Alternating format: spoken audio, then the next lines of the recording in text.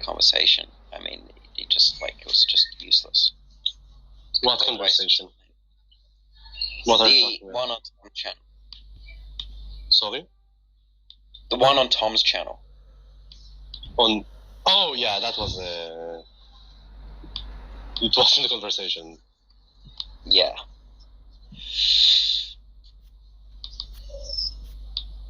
Oh. Did I play you my conversation with T-Jump Sycophants? No. Do you want to hear it? Go for it. Yeah, why not? You can totally say no, don't worry, it's kind of boring and long. But it is funny.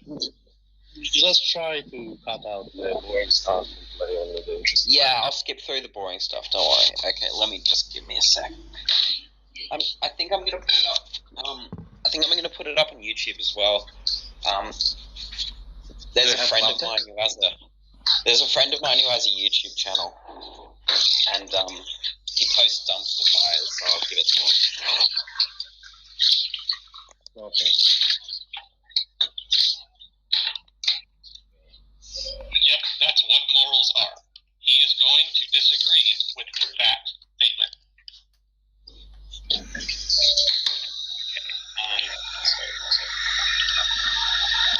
Oh, you're hot micing so hard, by the way, Rody. Yeah, I'm sorry. Let me just mute myself. Cheers.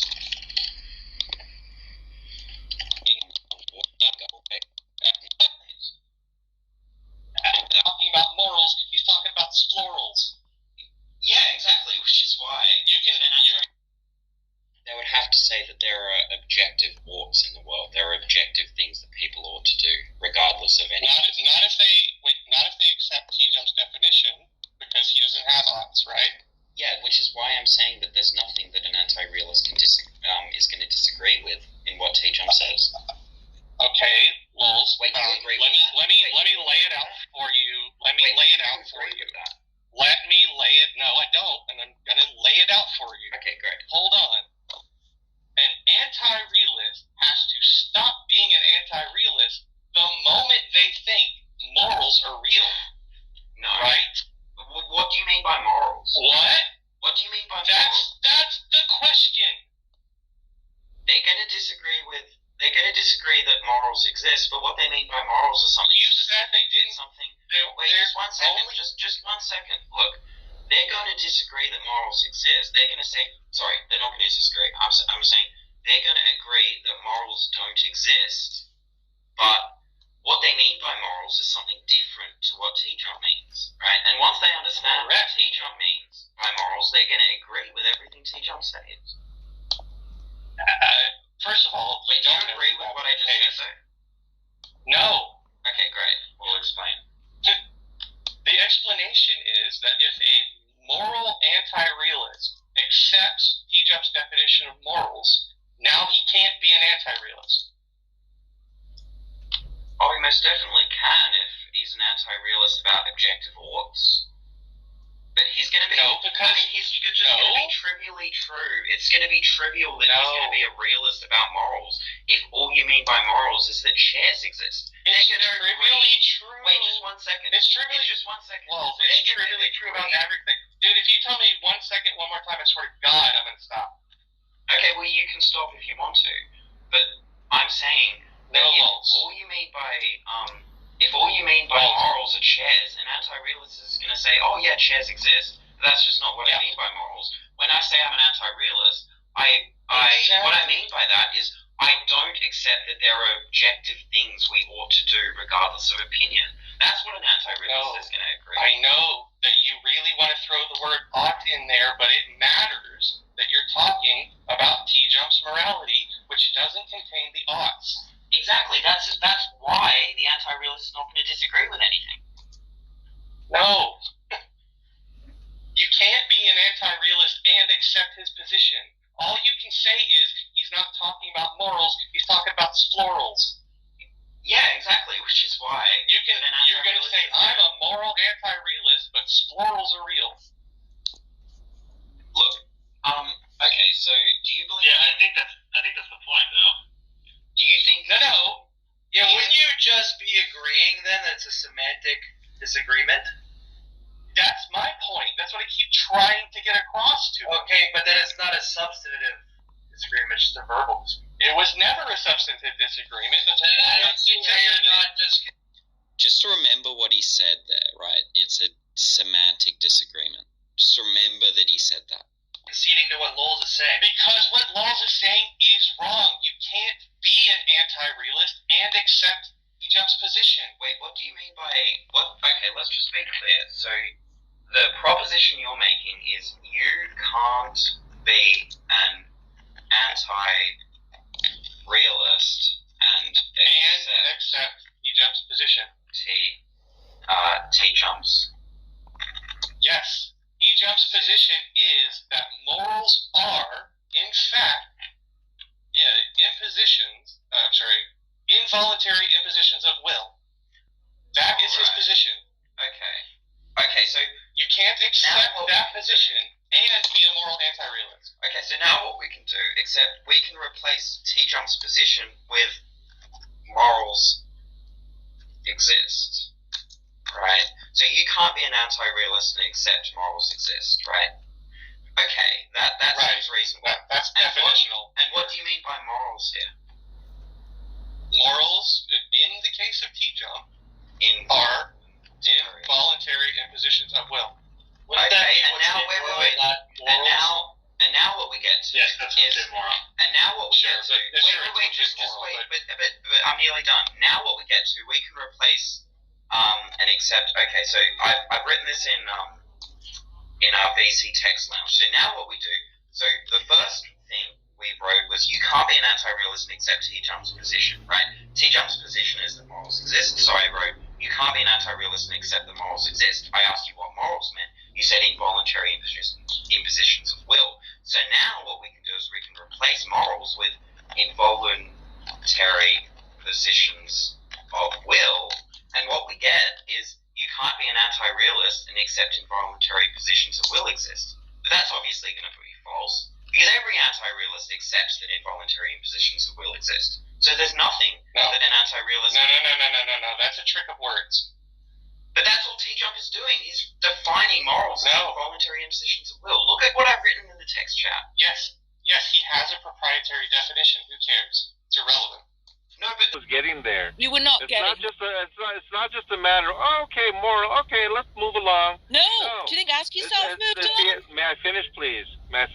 So it is a case that he's saying this is moral, and then he comes to a position where he can't say it's moral, right? In order to be consistent, he has to say it's moral.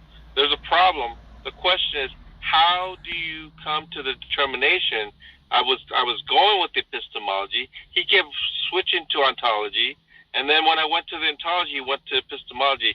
He thinks, for whatever reason, he thinks I'm the one confused. Neither of us are confused, but he was just trying to... He had a lot of assumptions coming in, and I think it has just simply to do with a lot of interactions with other theists. In fact, he thought that I was assuming things about him, which I was not.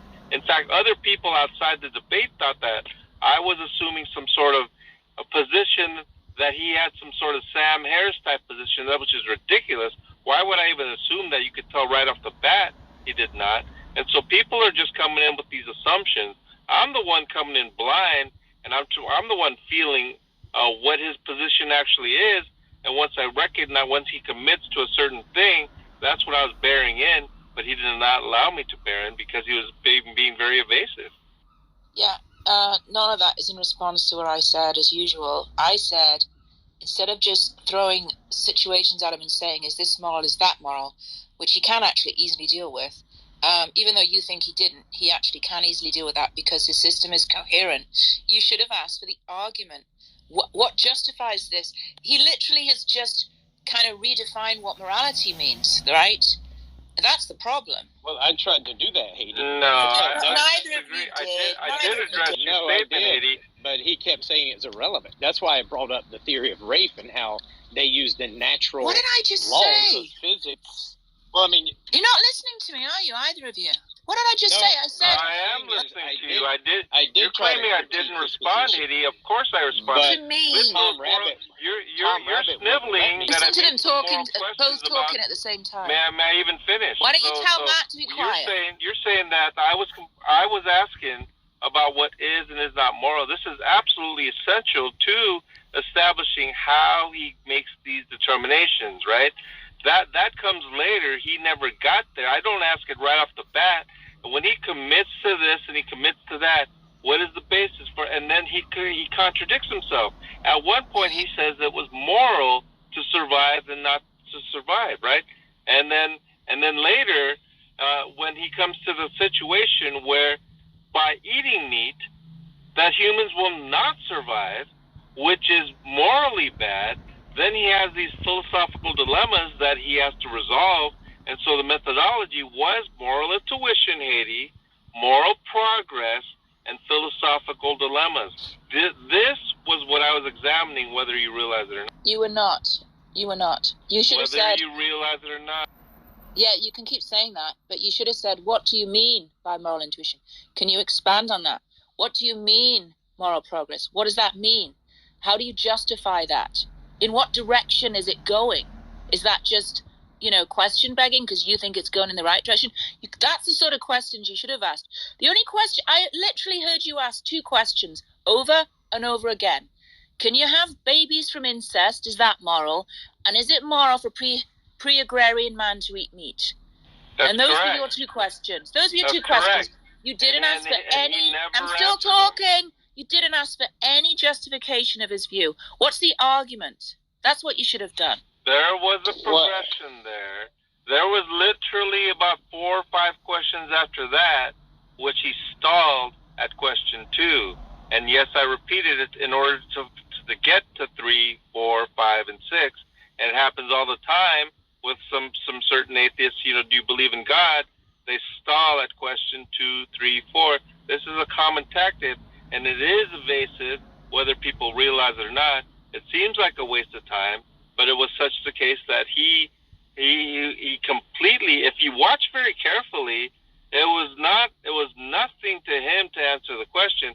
In fact, he was answering the question until he found, it seems to me anyway, that he found out exactly where it's going.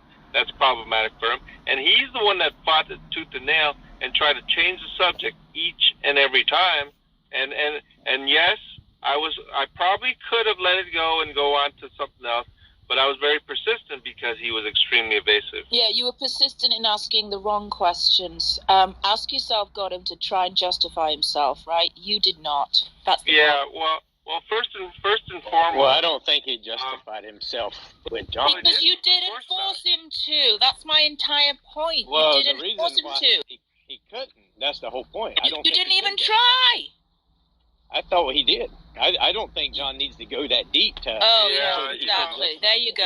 You don't need to go that deep. As far as these type of discussions, I've had plenty, Haiti, and Should be better. as far as his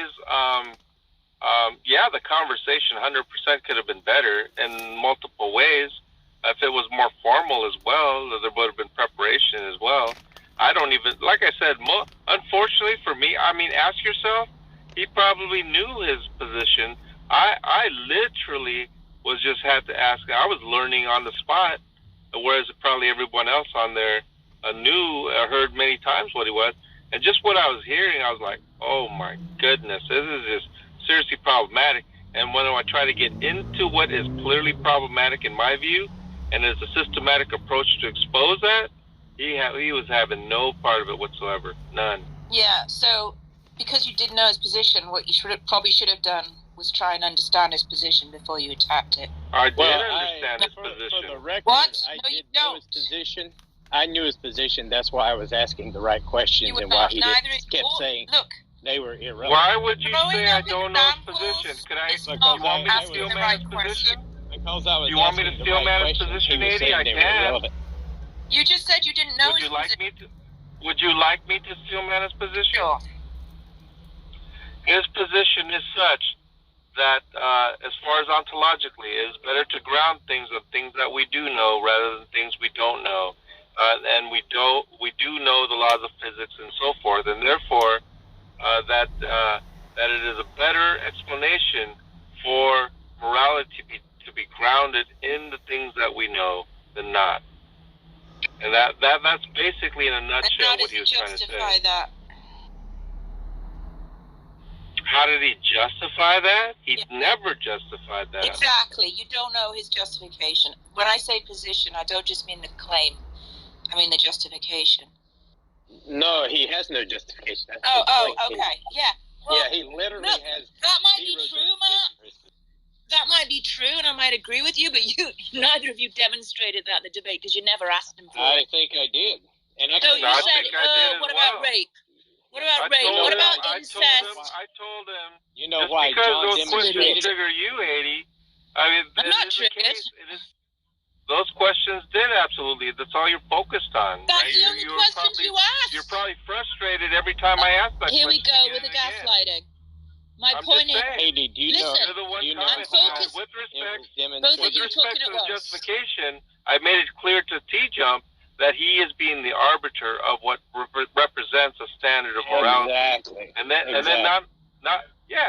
so not only so that he has no justification to say that anyone ought to. And he asked the stupid question: ought we do it because it's moral, or is it moral because we ought to do it? When I told him we ought to do it because it's moral, he just implies that everyone has this obligation, but then he's saying, well, we don't have an obligation. And so which is it, Tom? It's like, if you are claiming we have an obligation, what, to ourselves, to do what is moral according to what you value as moral? So, like, he's being God here, saying this is moral, and then he says, well, I'm not really telling you ought to do it. You should know for yourself that you ought to do it. This is completely and utterly ridiculous. The whole system is ridiculous. Yeah, I don't think he actually said that. I think he might have. I mean, I don't remember that. But to be honest, that this is all kind of worthless unless you're going to replay the video, because you're just remembering what happened. Maybe I'm remembering what happened. I just finished watching it right now. Overtalks me again. Which means for everyone else. Yeah, so you can just say, he said this, he said that, and because I've watched it a few days, I can't really challenge you. But on the other hand, I think what he was saying, maybe Jane's better at steel manning him than I am, but I think he was just saying there is some moral law out there, right? But maybe he's doing this thing about you can't get an ought from an is, right? So maybe that's what he was doing. Yeah. No. Yes, it is. You're not understanding what No, he thinks that there's a moral out there, like that their morals are out there, they exist as a thing, and so the ought is not connected with them as they exist, right? That they exist without the ought. Right. Okay, so see, this. So that's what I said, and John's like, no. That's what I said as well. No, it isn't. This was one of the That questions isn't I what you wanted said to at all, ask him. John. This was one of the questions I wanted to ask him, but after I could tell that Tom Rabbit was not going to appropriately moderate the conversation, I let John kind of just take over. But he has gone on record as saying, even if God exists, we're under no obligation to obey what God says. That's what he said. So I was going to ask him, even if you can establish an objective moral standard or some sort of standards from physics, what would be the obligation for us to obey? There isn't one. It does matter, Jane. You can't. But it does matter. Look, you can't get an ought from an is, and that could equally apply to God's law and nature's law. It's the same argument. No, it wouldn't be, because under God's law, you would be actually facing judgment. What's the law? How's the law? That's still not a moral ought. That's a pragmatic ought. Well, how's the laws of nature going to judge your abusing the laws of nature and still pragmatic? disobeying? You don't understand the difference. Pragmatic means it's a good idea to do it. Like if you don't want to go to hell, you ought to obey God's law, right? Yeah. That doesn't make it. That doesn't make it superior, though. Oh, Jesus Christ! Pragmatically, maybe, but that doesn't make it that's an the whole point. No, the whole point. You don't understand the point. To see the laws of physics would be weak because it wouldn't work God. pragmatically. Dear God! So that would show theism is better, right? You understand? You just moved the goalposts. We were discussing why teacher says. No, because he says it offers a better. Okay, I'm sorry. Go ahead. you might say, yes, if I'm scared of going to hell, I'll obey this law, right? But the question on the table was, why is T-Jump saying there are no moral oughts, right? We just explained that you can't get an ought from an is, whether it's God's law or morals law. And all you said is, yeah, but you might go to hell if you don't obey God's law. That's irrelevant. It still doesn't make it a moral ought. What I'm asking him is, what are the purpose of having morals and understanding moral facts if there are no odds? Oh, yes, cool information. Yeah, that's He's all the he's one. giving. Yes, no Wait a information. minute. He's the one that says Your we morality ought to doesn't do have something. odds. May I finish, please? He's the one that says we ought to do something he because doesn't it's have moral. odds. Okay. He actually There are said no that. fucking odds. Unbelievable. He asked the question. He asked the question: is it moral because we ought to do it, or are we do it because it's moral? And then I asked him, "Oh, well, what's the answer?" He asked me. I'm asking you, and I told him, "Well, we ought to do it because it's moral." And he's the one that agreed. Yes, this is what we do when we find out moral fact. We ought to do it because it's moral. The question is, what are the morals? And that's what he's saying, and that's what you guys are denying. Yeah, I'm denying that. He does have odds. He does have odds, but he's saying that the odds are not derived from the moral facts. Oh my That's what he's trying to. Oh my god. Can I make a comment here? So coherent, John. Yeah, go ahead, Truthy. Yeah, I just want to put a link in the chat. T-Jump recently had a great debate with Bogardus, the guy who debated Losh on the trans rights issues or definition of women. I think it's really worth watching. There's a part there where, just so people understand, T-Jump affirms that there is no moral difference between that interesting, I think it was a German case of sex cannibalism, and someone just kind of like being a doctor and helping people and being kind. He said that there's just no moral difference there. So I just think that's worth considering when we try to take T-Jump seriously about having a quote-unquote moral system. Well, I just want to make that comment. Thank you. Yeah, look, I mean, like I said, I don't really agree with his view, but that's still consistent under his view. All he's doing... Oh, he's not consistent at all. Oh, my God. Look, all he's doing is he's got this idea of what morality means, right? And he just applies it to every situation. And yeah, it puts him in to say some weird things and bite the bullet on things that we kind of would be like, cannibalism, incest, That doesn't mean his view's not consistent. It is inconsistent. That's my whole point. Oh I can show you contradiction after contradiction after contradiction just in this short discussion with me, whether you guys realize it or not. Now, unfortunately, I didn't have the opportunity to fully put it together and show the A and not P and not P there. But I could tell you the P and not P here, even with regard to truth and not truth being important. That's why what Matt said was very important to me. The whole discussion was that he was concerned with evidence for truth of that being God, and that is necessary for the epistemology of whether the morals are the best explanation or not. Very late in the thing, I asked him a point-blank question: if we know that God exists, would theism be the best explanation? He said no. He said basically it's irrelevant. Well, which I was saying the whole time. If it is irrelevant, why are you focusing on a God that has no evidence? The question and murders babies, as he was saying. The whole question. So he was interested in the conversation about the existence of God, as if it even mattered. And I'm the one that told him that it didn't matter. He was the one insisting it mattered in the beginning, and then later on, at the very end, admitted it didn't matter at all. Yeah, his whole debate implied that it mattered because he said that theism or naturalism offers a better explanation than theism. Mm-hmm. So, of course, he has to admit it matters. To say it doesn't matter would be a contradiction. Right. I think he was making 2 points in one phrase. He said, an imaginary sky daddy that drowns babies, right? Even if the sky daddy wasn't imaginary, he's still drowning babies, right? So what he's saying is, if God is real, then his moral law does not explain under his criteria are moral intuition, moral progress, and philosophical dilemmas. Now, I don't know if you understood that sentence, but that's what I think is going. So, I mean, with regard to like Voltaire, he says if God did not exist, he would need to be invented. And the reason Voltaire thought of this is because that he needed a concept of God, whether it's true or not, for to ground society and for society to have benefits in a moral sense, right?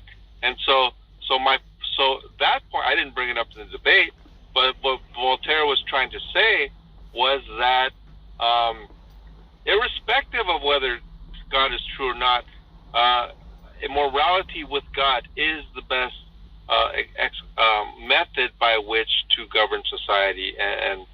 And T-Jump, for whatever reason, kept appealing to physics. Once again, even whether the things that are known from a materialistic standpoint are factual or not, how in the world do you get from there to leap to morals? And he seems to think that it does. There's absolutely zero relation, in my opinion, as far as these facts, the facts of science, and some moral fact that he's pretending goes under the umbrella of scientific knowledge. I don't think it goes in there whatsoever. And even more, we have testable, observable, verifiable evidence that doesn't happen. All we have to do is look at the history of the last century and what societies that did try to appeal to natural law, what they ended up doing. I mean, look at the communists in Russia. I mean, all of these ideas that actually showed that we couldn't establish any kind of objective moral system. Why? Look, I hate Stu Manning. T-Jump's argument. I think it's terrible, but I'm going to try because you guys still don't seem to understand it. Why do we think communist Russia and Nazi Germany was so terrible? Why? Who is we? Everyone. No one is like supporting that, right? They're considered the worst atrocities. You're appealing to an argumentum ad populum. Hold on, Matt just made the same argument, John. He said, look what happens. Look at these terrible societies, right? There's an understanding that they're terrible. I mean, if you're going to disagree with that, then you're just being dishonest. Actually, there are people that actually... Oh, here we go. Okay. There's Nazis still that exist. There's still communists that appeal to Russia. Okay, so you're just being dishonest. That's fine. So that's fine. We don't need to from a naturalistic perspective, there is no moral intuition there. The reason there's a moral intuition is because we believe there's a God that gave us these moral intuitions.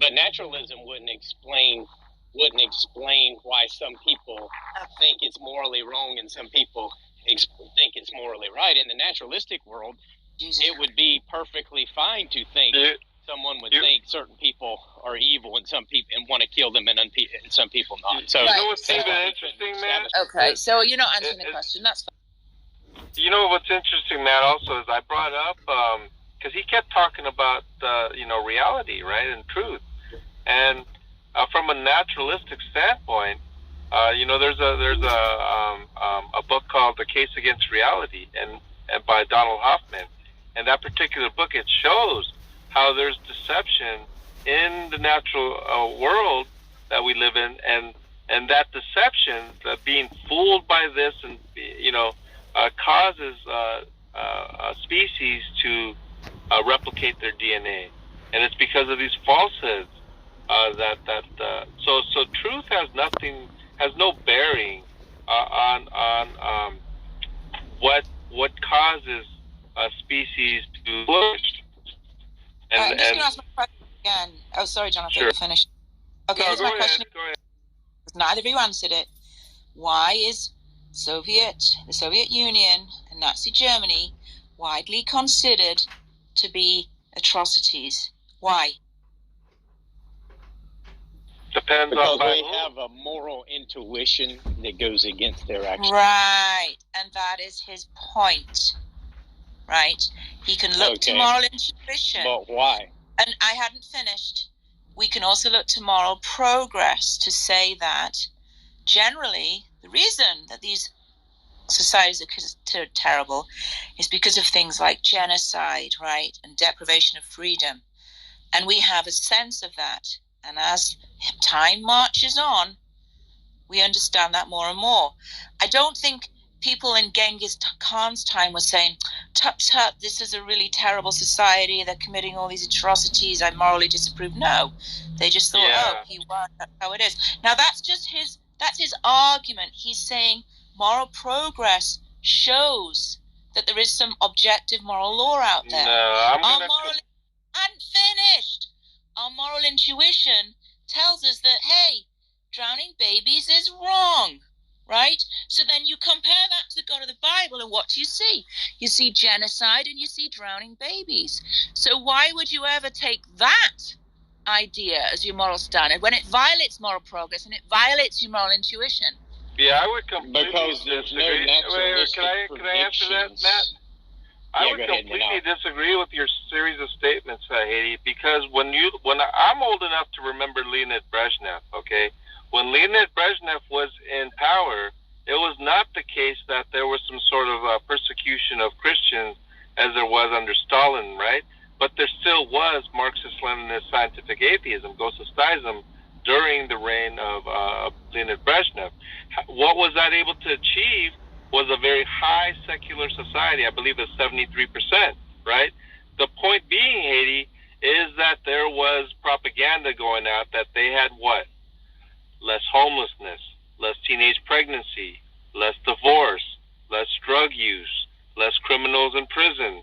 The list went less illiteracy. I mean, the list went on and on and on of their superiority. They're claiming moral superiority over the United States, right?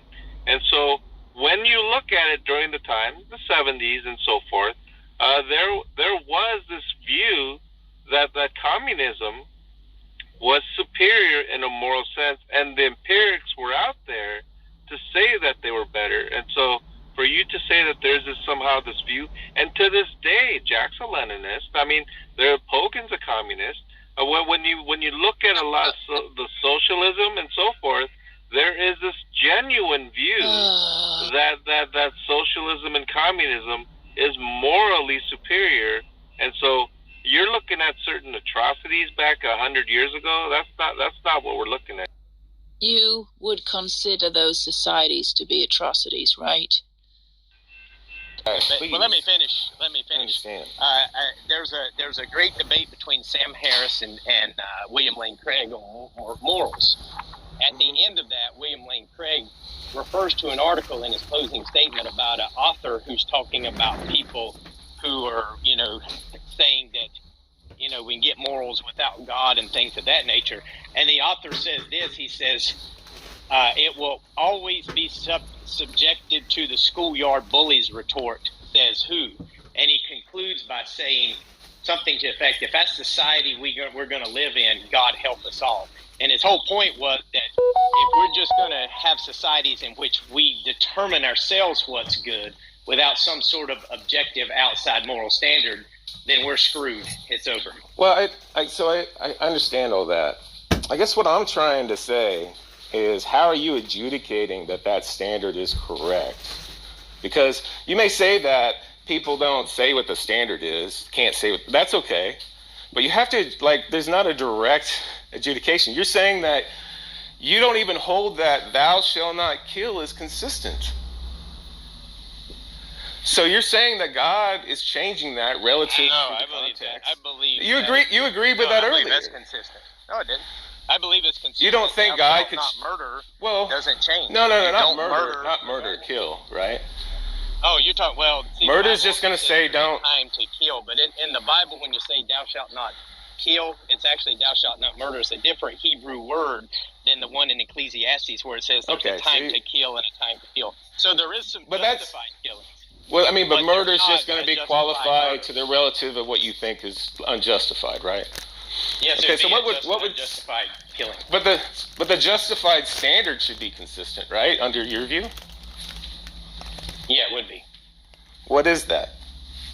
That taking an innocent human life without justification is always wrong. Well, no. How would you're going to have to you're going to have to tell me how do you know they're innocent? Well, it would be easy if you're talking about a child. I mean, so obviously, just children is considered innocent. Yeah, we could start with children. We could Okay. Children are innocent. Who else? We could all agree objectively Could we? that there is no justification to murder anyone, right? Well, I don't know. Can we agree to that? I don't know. You don't know? Well, I'm trying to. I have a say different that view. seems to be Well, obvious. wait. That seems to Let me be explain why I don't moral know, intuition. Matt. And if it's not a moral Matt, intuition, Matt, I'm trying to have an earnest conversation, but if you're not interested in understanding what I'm trying to communicate to you, then we're not having a conversation that I'm interested in, Matt, because I'm earnestly trying to understand your view, and I'm trying to understand it, and I'm working through that. All right? So if you're not going to work with me on that, then this isn't going to be like... I'm not sure if I can work with you or not, to be honest with you. Okay. Well, maybe we can talk about this another time. Maybe it's a context thing, right? Maybe you and I can just have a conversation about this another time. Yeah, because to me, I don't know that if I ask you, would you agree that murdering a child is always wrong, and you hesitate about that, then don't you think that's problematic? I just think it's a leading question, because murder is just going to imply that I think it's unjustified to begin with. And so if you're just telling me if I think an unjustified killing of a baby is wrong, then I'm going to say yes, because you're asking me I'm asking what the standard for being unjustified is. So it's just not helping. Yeah, I think that would be an equal question understand? for both of us. Yeah, if you're coming at from a right. So worldview the idea, which naturalism answers it, how does naturalism answer that?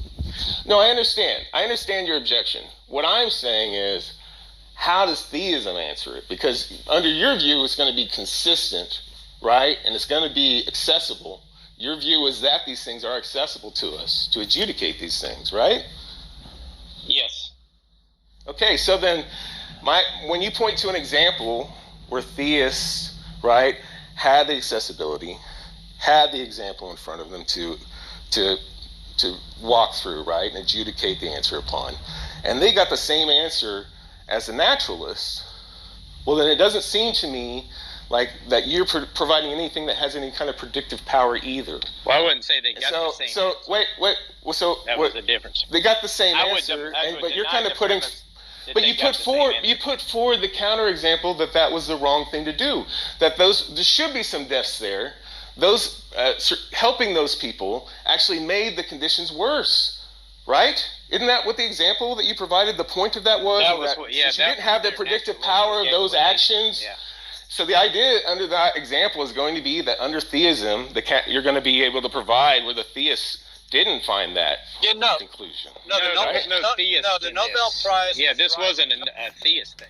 That's the whole point. This was a naturalistic explanation in which they decided, you know what, it might have been better we let these people starve to death. Listen. Because it's overall hurt the earth over the last 50 years. That was the point. I'm sorry, I'm kind of talking over you. I'm getting a little excited because I think we had the wrong energy to start out with, okay? But what I was trying to say is, if you can't provide that when everybody had the example in front of them and adjudicate, and you agreed that we all thought it was the best idea to save those people with that program, and that they were not up in arms about how it was going to be immoral. No, wait.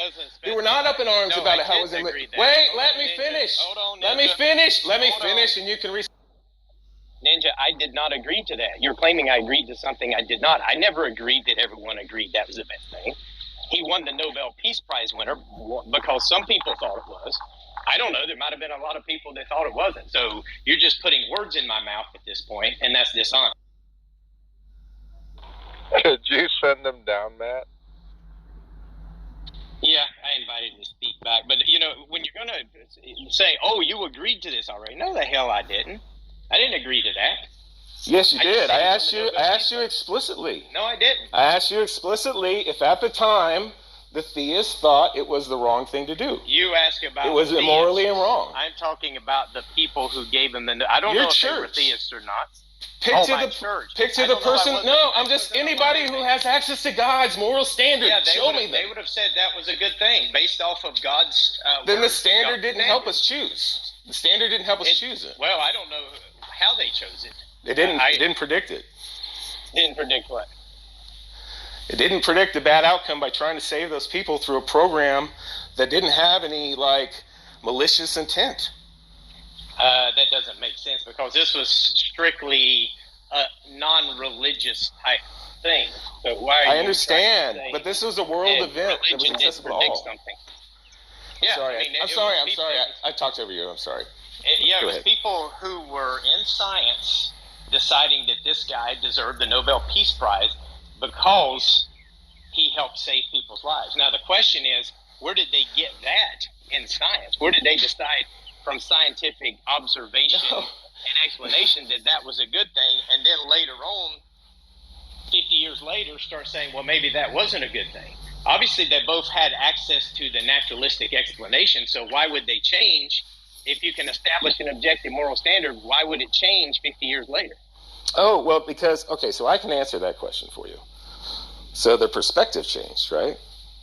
They had more information about the outcomes that they were trying to reach. And so what they decided upon at the beginning is that saving those people being the outcome that they wanted would maximize the betterment of all.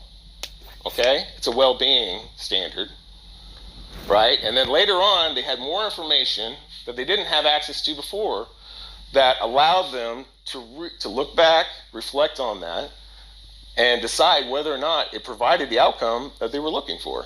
Because if it didn't provide the outcome they were looking for, it was unsuccessful. And it may be the wrong thing to do under that criteria. Okay.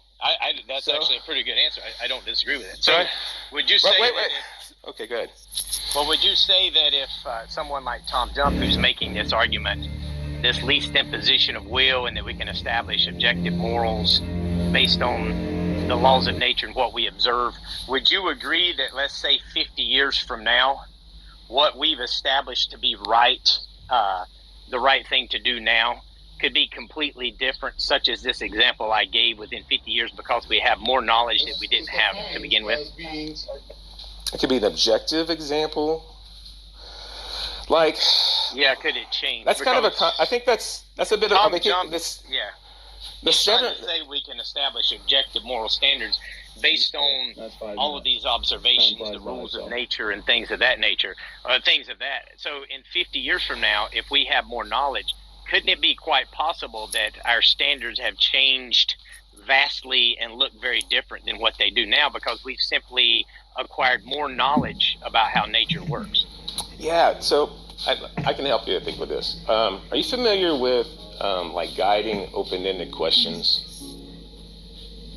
No. Like, it might be something like, maybe, here's like an example, like, what's the meaning of life, right? You think the meaning of life could have different meanings to different people just in the context of what that means to them. And by that I mean, like, are they talking about that God had a particular purpose and created life because they believe in God? Or they could mean that my life has a particular meaning at this time compared to another time, or the entire time of my being alive, right? But the idea of, like, is it the best outcome of well-being for something is going to be objective just as a goal because it's open-ended. I don't know. You're not putting a constraint on that goal that's going to be contrived to a particular context. It's overall, and it's just going to be whatever you know at the time, right? Okay, right? And then the context later would be a different decision. It could be that the right thing for the betterment of me and my family right now is for me to stay at a job I hate that's hurting my health.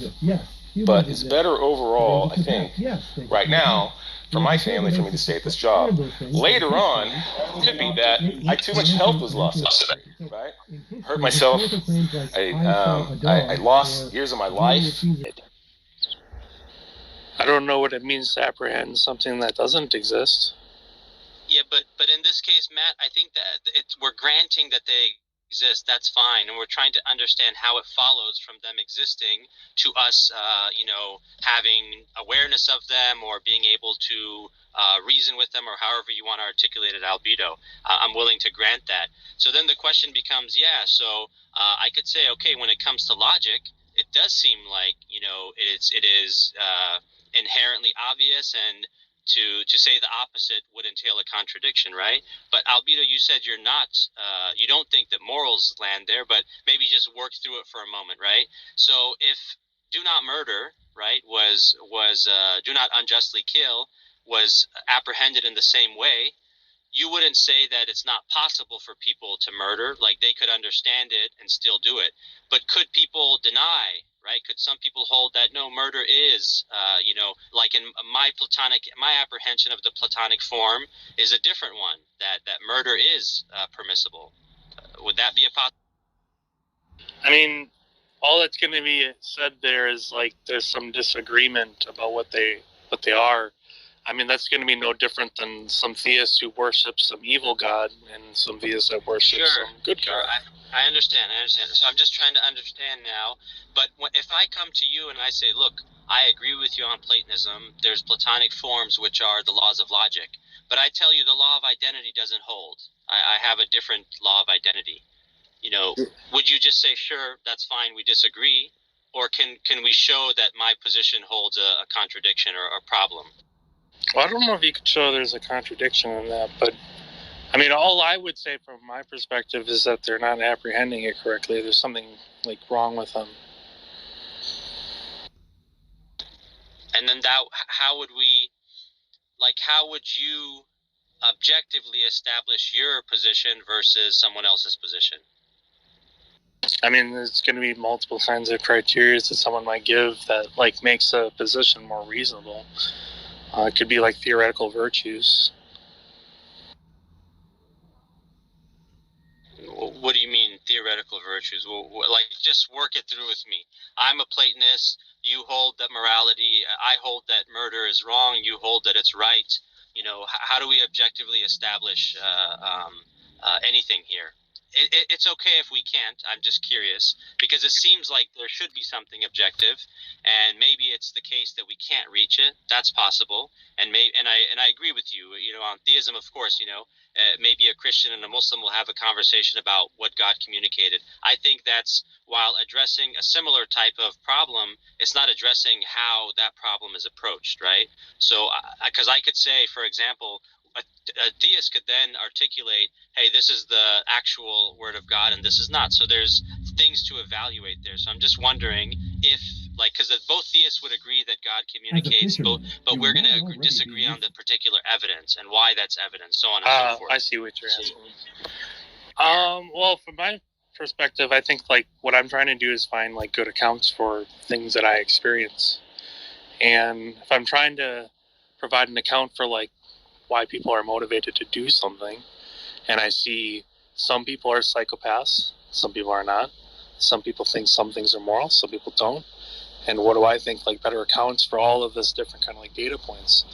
Under my view, that won't be moral realism.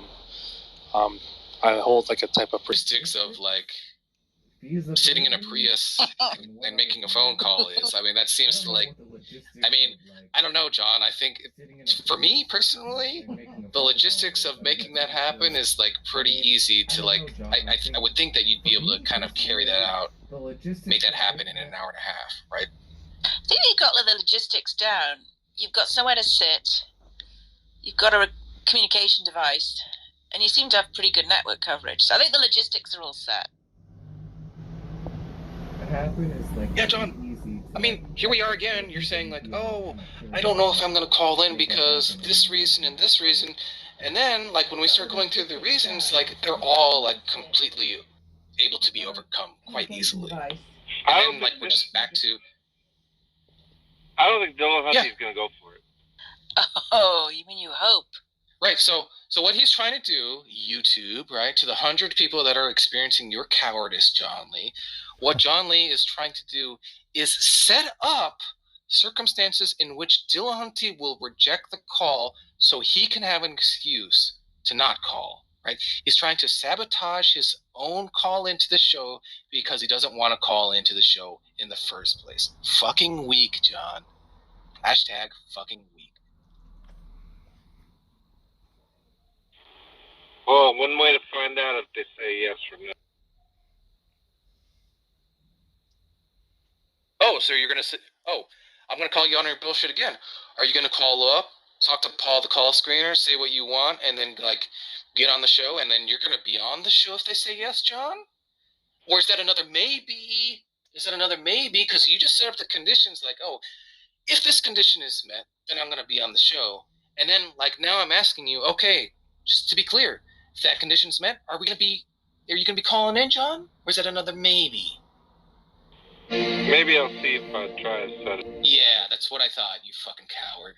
That's what I fucking, right? I know you better than you know you. Even before you even, like, finished with, like, whatever bullshit you were just trying to peddle, as if somebody would fucking actually believe that. I already knew you were full of shit, John. You're just trying to make up excuses that aren't actually the actual reasons why you're not calling in, right? That's why when we come up with solutions to overcome the reasons that you say you're not going to call in, you still don't call in. It's because those weren't ever reasons in the first place, because the real reason you're not calling in is because you're a coward. I told J Mike about 2 weeks ago. It's likely I won't call. Yeah, but you also told us this week, now, the reasons you're not calling in are X, Y, Z, right? And if we go through them and they're not a problem, you're still not calling. Well, I think the only reason I would ever call would be just peer pressure. What else would? Oh, so you're able to be used like that? Why not? You Jolly, succumb to peer pressure?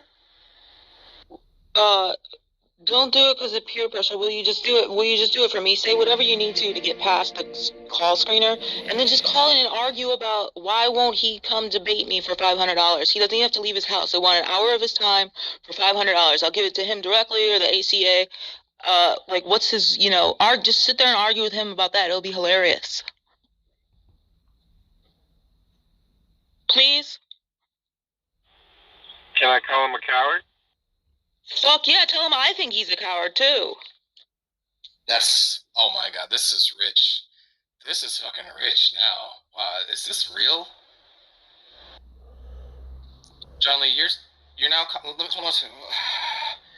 You're contemplating calling up Matt Dillahunty and not giving your story about the glowing Bible where you converted, not telling Matt Dillahunty about the story where you saw two angels in church, right, and that they were definitely angels. And instead, you're going to call about something completely unrelated and then call him a coward? Is that correct? If he's not going to debate Gigi for $50 or $500, then. I mean, what other reason could there be except that Matt Dillahunty's a coward, right? Like, what, he's too busy to make $500 for 1 hour of his time that he doesn't even have to leave his house for? That's a ridiculous claim, right? I'm not invested in like that. Or I don't know anything about that. In fact, yeah. I mean, if he does pay debates, just pay him and fine. And John, you can be the messenger.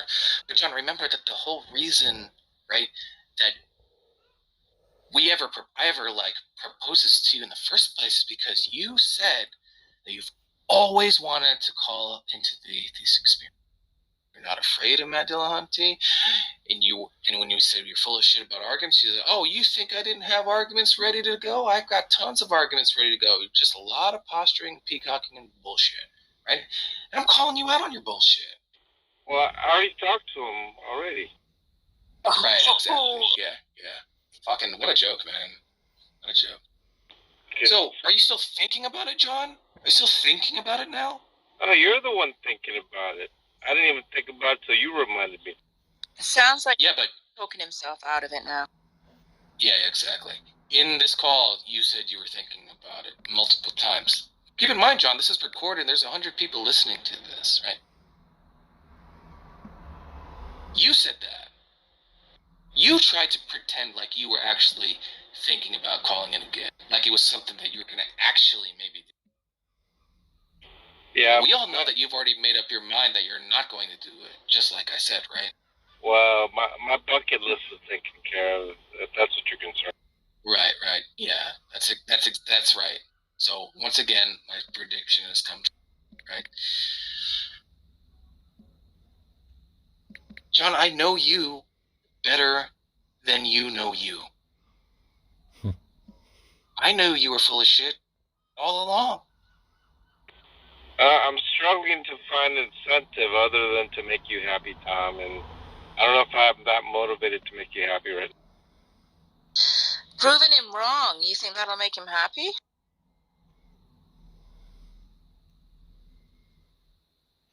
But this is supposedly something that you want to do, right? You said you wanted to talk to Matt, right? This is something that's been going on for over a decade. I already did talk to Matt. Oh, that's what you meant? Just to like say, oh, hi? Like, hey, well, if that's the case, John, why not after said John Lee from so-and-so, why didn't you just hang up, right? You met your goal, right?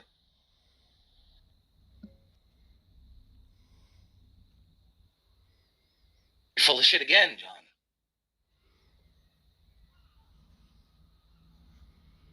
Full of shit. Yeah, I mean, I'm satisfied with how that went. Yeah, sure. I'm sure you are, because you didn't have to actually justify any of your beliefs. You didn't have to justify any of the beliefs that you claim to know. You claim to know for certainty, right? You didn't have to justify any of that, did you? Well, I did have a pertinent justification. They never gave me the chance. So let me ask you this, Ern. And in front of the 100 people that are watching, tell me, John, why you were opposed to telling Matt Delonte the story of the glowing Bible and the story of the two angels. Tell me. Well, I considered pearls of swine. Elaborate. It's your testimony, Well, isn't it, John? things that are precious, things that are valuable, just to cast them before swine, they will tear you to pieces, trample all over you, and so forth. Oh, they would tear you to pieces? How could they tear you to pieces on something that's true, John? Well, look how you're taking the story, Tom. I mean, you've been on this for how long now? Are you saying that I tore that story to pieces? No, you're just. Oh, so I didn't tear it to pieces. Okay, so what makes you think that Matt's gonna tear it to pieces? Because that's what atheists do. Oh, so he would tear your true story to pieces somehow? How? I don't understand. By what I give him. By the way, I can prove you're full of shit again, because I don't know if you listened earlier, but your pearls of swine shit doesn't even fucking make sense, because you don't even tell that story to other Christians, John. Do you consider other Christians swine? I do, on rare occasions. Oh, wow. Now other Christians are swine too. Wow. No. Wow. Fucking amazing.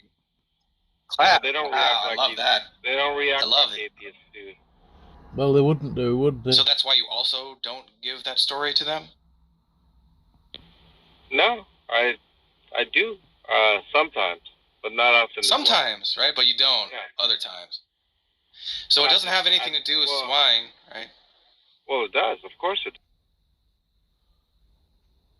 Yeah.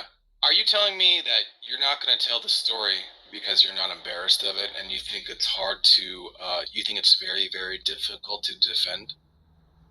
Why would I be embarrassed about that? Because it's very difficult to defend and you look stupid, and by your own lights you said that it gets torn apart? Yeah, that's why you're fucking embarrassed.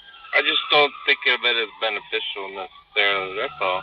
If it was the case that I do... Oh, and like talking about the definition of atheism is fucking beneficial, and like bringing some bullshit between Matt Dillonty and Aaron Ross beneficial? If I do think there's some sort of benefit, I mean, if there is some sort of benefit... This motherfucker is now trying to say, like, oh, he's only gonna call up and, like, pursue a certain avenue of dialogue if it's beneficial. Get the fuck out of here, John! I see you're triggered already. You're starting to interrupt me now, so, I mean, it's pretty... No, go ahead, man. Go ahead. Get it out. Yeah, I'm just saying that as far as looking stupid, I mean, you think I care about that? Yes, absolutely. Yes. Why? Absolutely. Why? What other reason would you have for, given what you just told Tom and all in this subject, for avoiding that then? You do realize what my room's called, right, Tom? It's called Fools for Christ, right? And I see that when I quote the Bible verse, like the message of the cross is foolishness to those who are perishing, but to us who are being saved, it's the power of God. And things like, I'm not ashamed of the gospel because it's the power of God for the salvation of everyone who believes. I mean, do you really think that I care about how I look? Yes, absolutely. Yeah, 100%. Yeah, of course. You basically just said Well, you do. then, I mean, do you consider me swine, John? Yeah, aren't all atheists swine, and metaphorically? Okay, and just to be clear, you've told me the Bible's the glowing Bible story multiple times, and you've told me the angel story multiple times, correct? No. I think probably you've repeated it multiple times. Probably that's more accurate. That's not true. I have heard them both multiple times, and you've also told the angel story multiple times where I wasn't even there, like to Daniel, right? Now, are Daniel and I swine, John? Well, metaphorically, of course. Right. So this whole bullshit about you're not going to tell the story because it's casting pearls before swine, you do that, right? So that's obviously bullshit, right? No, yeah, I do things that are not wise often. A lot of times, Tom. You should know that. You often capture it when I do. Yeah, I do. Yeah. But so you're gonna do something here in this case, and then something not here in this case, and it just seems like you're fucking obviously terrified. I mean, you're entitled to your view on things. I mean, if that's how you see it, that's how you see it. You know, psychological projection is also real. Yeah, okay, sure, whatever. So you're projecting, are you, John?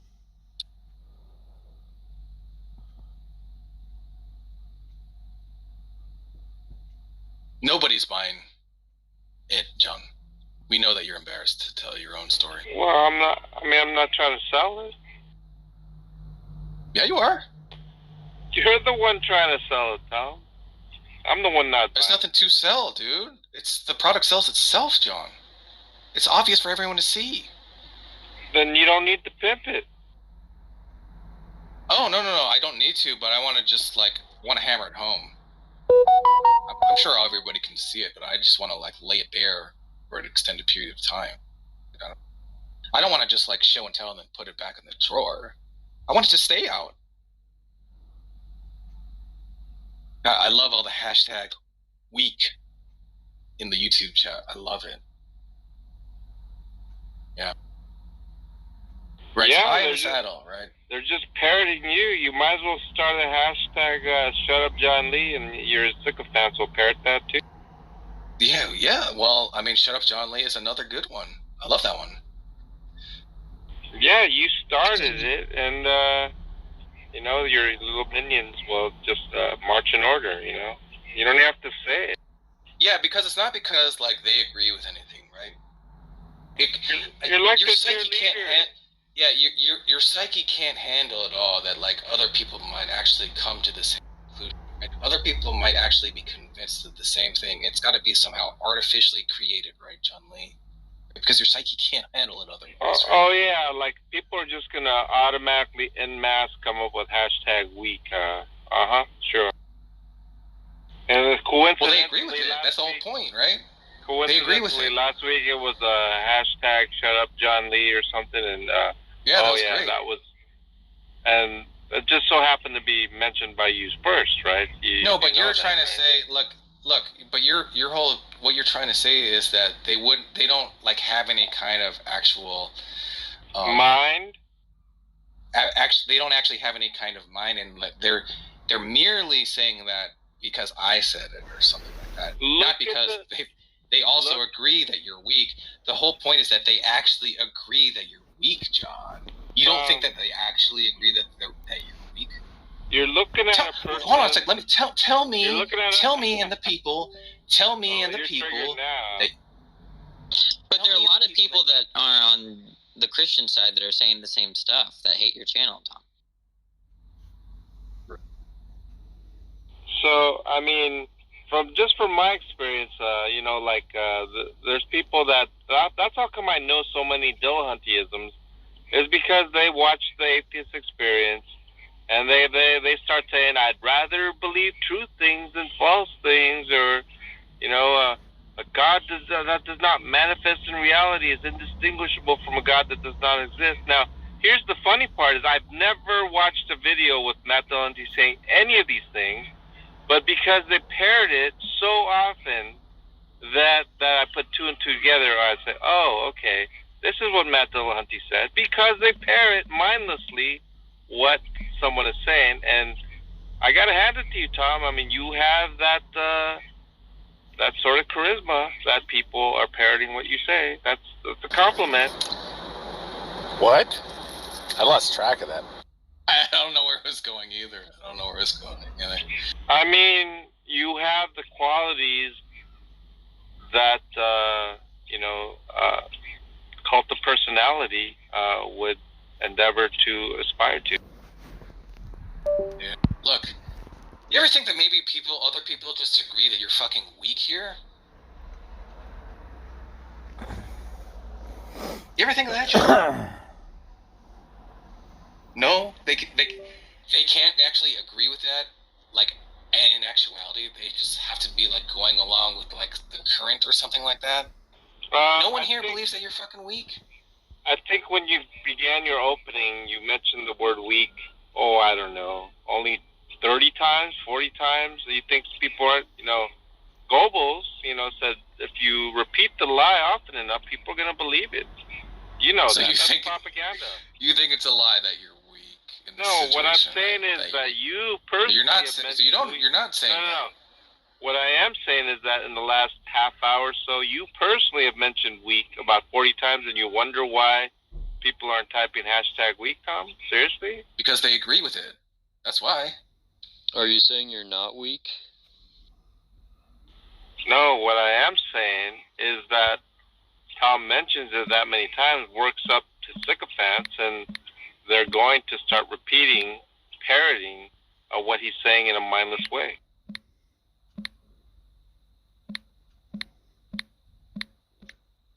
Yeah, because they think you're weak, John. Let me just answer the question directly. Do you think that the people actually think that you're weak too? Do you think that any of them do? I think that they think what you think and what you want them to think. Yes, I do. You think that they think what I think, not because they also think it, because I think it, and then that's the only reason?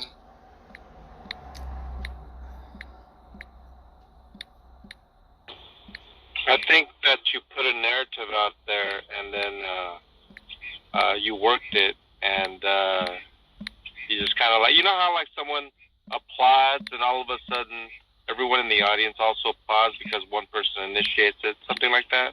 It's not that much different. Yeah, you're crazy, dude. And then you ask the question, oh, do you think my clap caused all these other people to clap? You don't think that they individually, in and of themselves, thought to applaud for this thing, and that's just a laughable proposition? Wow, that's like incredible cope. That's why they have cheerleaders, Tom. I mean, you might as well wear a little skirt with pom-poms. You're crazy. John, I laid out why you're... I laid out... No, what do you mean that's the best I got? What do you mean that's the best I got? Bro, what do you mean that's the best I got, John? What do you mean? Hashtag crazy. Try it out, Tom. It may work. That's insane that you'd say that's the best I got. I laid out the whole timeline, going back 2-3 weeks ago, starting with your ambitions to call into the atheist experience. I laid all that out, played the video, how it went, how you got all the inside lines, you got everything going for you, and to up until today, present day, right now, you've still got an access, direct access to get on the show. You've got James. Look, we talked to James like last week. You could be on the show in 1 hour talking to J. Mike and Matt Dillahunty again and fulfill your dream that you've always had, right? But you're fucking weak, right? And you're also weak because you don't want to talk about your own spiritual experiences, which were so compelling that they convinced you that God is real. That's why you're fucking weak, John. So don't give me this bullshit about, like, that's all you have. Bro, I laid it all fucking out. Yeah, I reject the proposition that those two experiences helped me to quote unquote believe God is real. That's pretty rough. Are you telling me that you sat down and the Bible started to glow and the letters lifted? But in your hearts revere Christ as Lord. Always be prepared to give an answer to everyone who asks you to give the reason for the hope like 1 hour that you time have. period? It is for this reason that we implore you, bring it. We want to hear your best arguments for God and why you know how you believe it. described it? 25 seasons, I read the zero book proof of John, and I said, wow, this Jesus sounds like a nice guy. So let me get this straight. You read the book of John, and the story about Jesus being a, quote, nice guy was more compelling to you than the Bible glowing and the letters lifting off the page. Is that correct, John?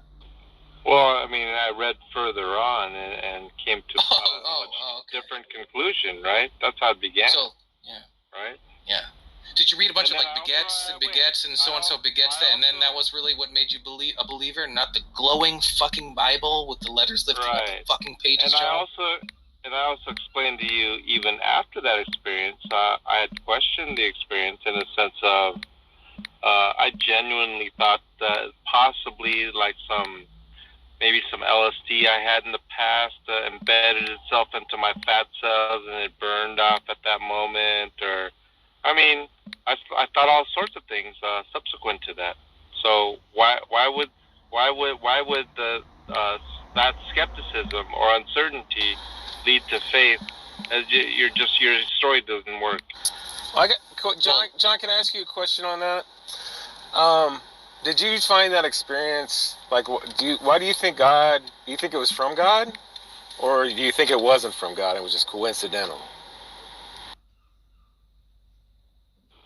No, I think it was a spiritual experience. And see, for me, man, it's just weird to hear somebody say that I had this experience from God, but I didn't find it motivating. Because I feel like when God sends me a message, like he does it out of, like he has a purpose for it, and he doesn't just say shit. He doesn't want people to listen to. Like if he takes an action, that's a great objection. Right, when he takes an action, it's important. Right, so let me ask you something, John. When God sent you that spiritual experience, was he trying to convince you of something? I don't know. Maybe you want to ask. You don't know. I don't know. You don't know? Well, first of all, this is weird for two reasons. Because one, I'll give you an example. When Jesus fed the 4,000, right? Was he trying to convince them of something? Well, after he fed the 4,000, he went across the lake, and people followed him, right? And it was such the case that he was teaching some things about, I'm the bread of life and things like that. And people, it says clearly that his disciples, many of his disciples, meaning those who followed him, turned away, right? So were they convinced? Well, I would say no. Yeah, but here's the thing. You already have the answer to your question, because if it is your position, correct, that God cannot try to convince someone and fail, correct? That's your position, right, John? It is my position. Okay, so when you were talking about the experience and you saying you weren't convinced by it, guess what the next logical step is, John? Was God trying to convince me? Would be the next logical step. There's a kind of obvious answer if you weren't convinced by it, isn't there, John? If I wasn't convinced by it, the next logical question would be, was God trying to convince me? Yeah, John, and what's the obvious answer, John? But you know, right? Right, but when I asked you, was God trying to convince you with that spiritual experience, what did you say, John? I said, I don't know. Yeah, so are you understanding why that's a little fucking stupid, John? Because I said that I didn't know? Yeah.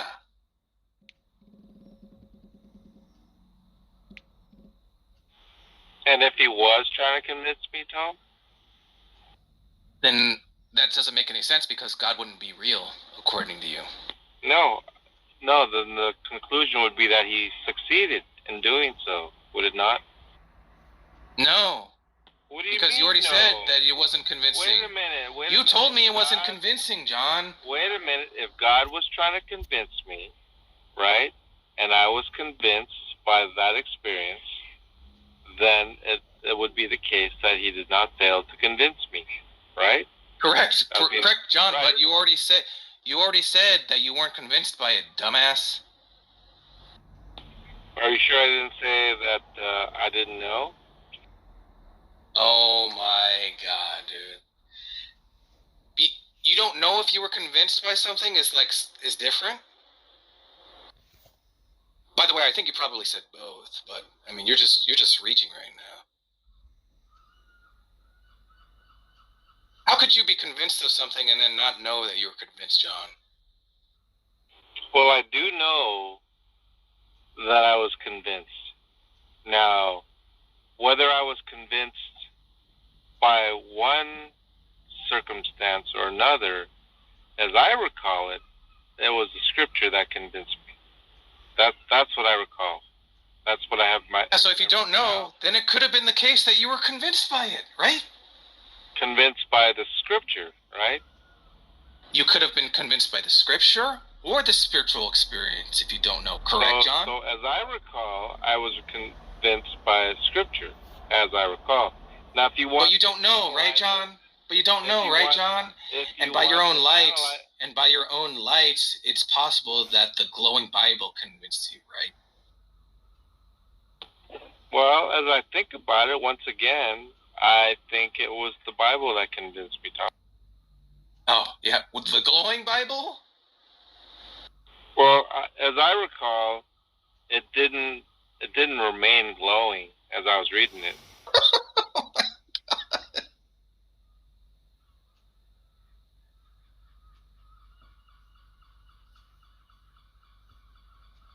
It wasn't like... It only supernaturally glowed for a couple minutes, not like an extended period of time. Well... And the letters lifted off the page, so, we can't be too hasty, right? I mean, as I'm recollecting, I'm trying to think, okay, how long was it for? 15 seconds? Longer? I mean, I don't remember. But it couldn't have been that long. Right, so you said you weren't convinced by the glowing Bible, so that just means that God either wasn't trying to convince you, or, it has to be the case. No, I don't know. I lean toward that. I lean toward that it wasn't a determinative factor. No, but if God was trying to convince you, right, it can't be the case that you weren't convinced by it, right? So if it were the case that I was convinced or helped to be convinced by that experience, well then God succeeded. Great. Right, so it just means that if God was trying to convince you with the spiritual experience, not have failed, correct? Yeah, that's already a given. So, it's possible that God tried to convince you with the spiritual experience, and he obviously succeeded, whether he was convincing you with X or Y. So, no, why not tell... Not necessarily. Because well, you were convinced, right? Yeah, but being convinced does not necessitate that someone's trying to convince you.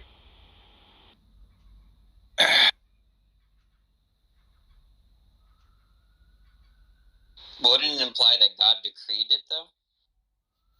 Yeah, it would. So that's God's will that you were convinced, right? That would also be correct. So that implies that God intended that. But God's will and his intentions to convince are two separate propositions. Is a will a kind of intention? I'm talking about the intention to convince, specifically. Yeah, but go ahead and answer the question. Is a will a kind of intention? I understand it as more of an act. Does action imply an intention? I also think not necessarily. What do you take an action to be? I knew he was going to say that. What do you take an action to be? When a human acts, do you take that to mean? The first word that comes to mind is motion. Okay, so you're acting right now in the sense that your heart is beating. You're acting. This you. Is my if you want to understand it involuntarily, why not? So, what do you mean if he wants to? That's your idea he's exploring. You're the one that wants to think of it that way. Do you have a problem with my wording, Tom? So when John sweats like he is right now, John's probably sweating right now. He's acting, right? He's doing that. I don't necessarily would characterize it that way, but yeah, I wonder why. Why wouldn't you characterize it that way?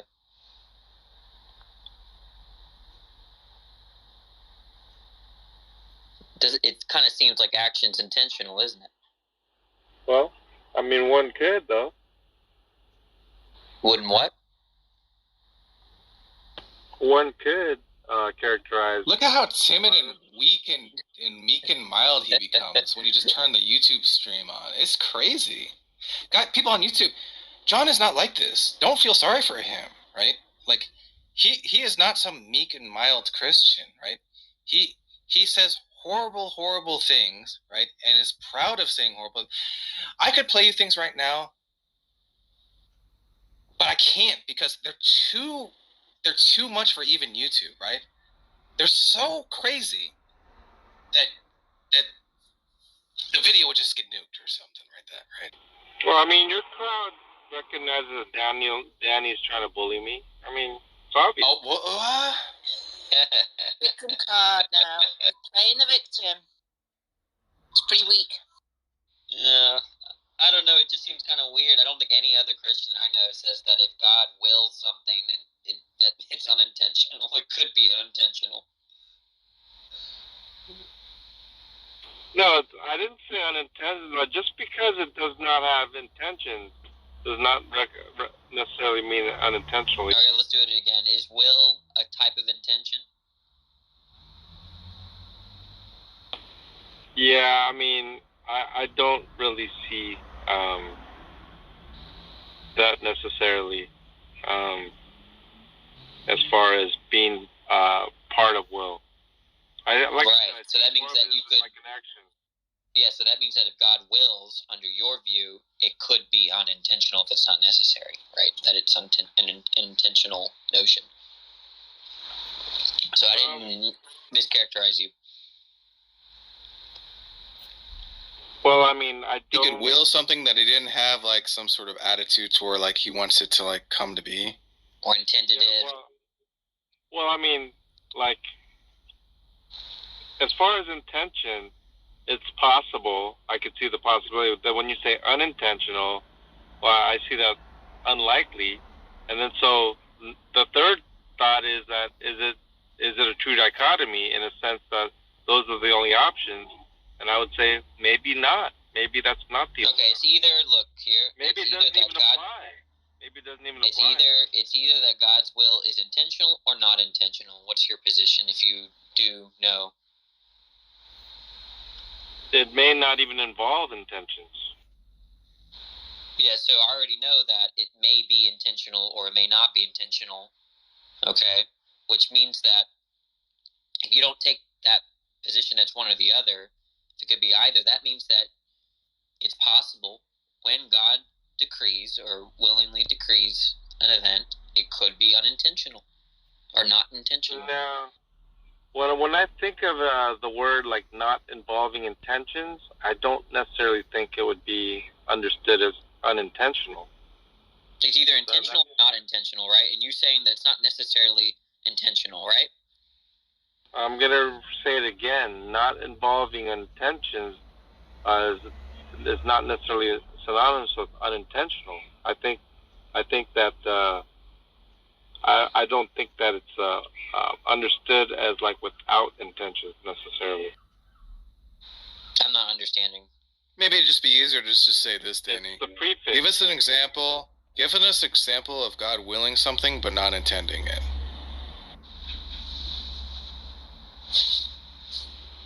Right, and not intending does not necessarily represent unintentional. Is what I've been trying to say. What's the difference?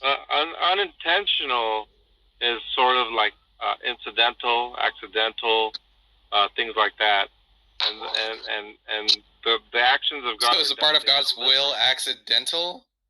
That's what I'm saying. It's even worse.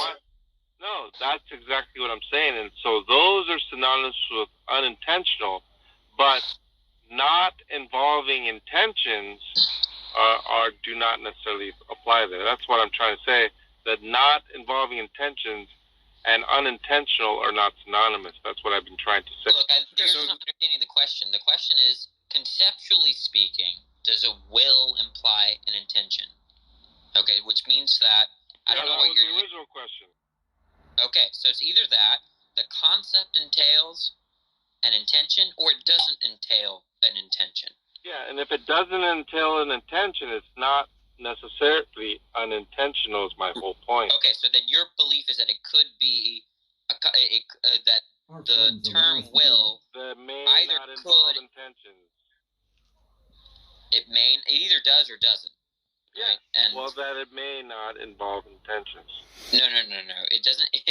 It's either that it implies necessarily an intention or it doesn't imply necessarily an intention. And so you're asking me my knowledge of that proposition, of which a third option is I don't know, correct? Yeah, third, you may not know. And that's why if I do not know, it may not involve intentions. Does that make sense? Okay, so if you don't know whether when God decrees or wills a state of affair under his decree, I could consider it, sure. You know, okay, so if you don't know, that's another thing. But then that's just still weird, strange, because you're Are you saying that it's not necessarily the case and it's possible because there's no contradiction, John? No, I'm saying that I'd really not have considered it. So you guys are asking me for answers that I've not even considered, and the best answer is I don't know. That may be the case, not necessarily, and these are my answers. Yeah, that's great, John. Thanks a lot, man.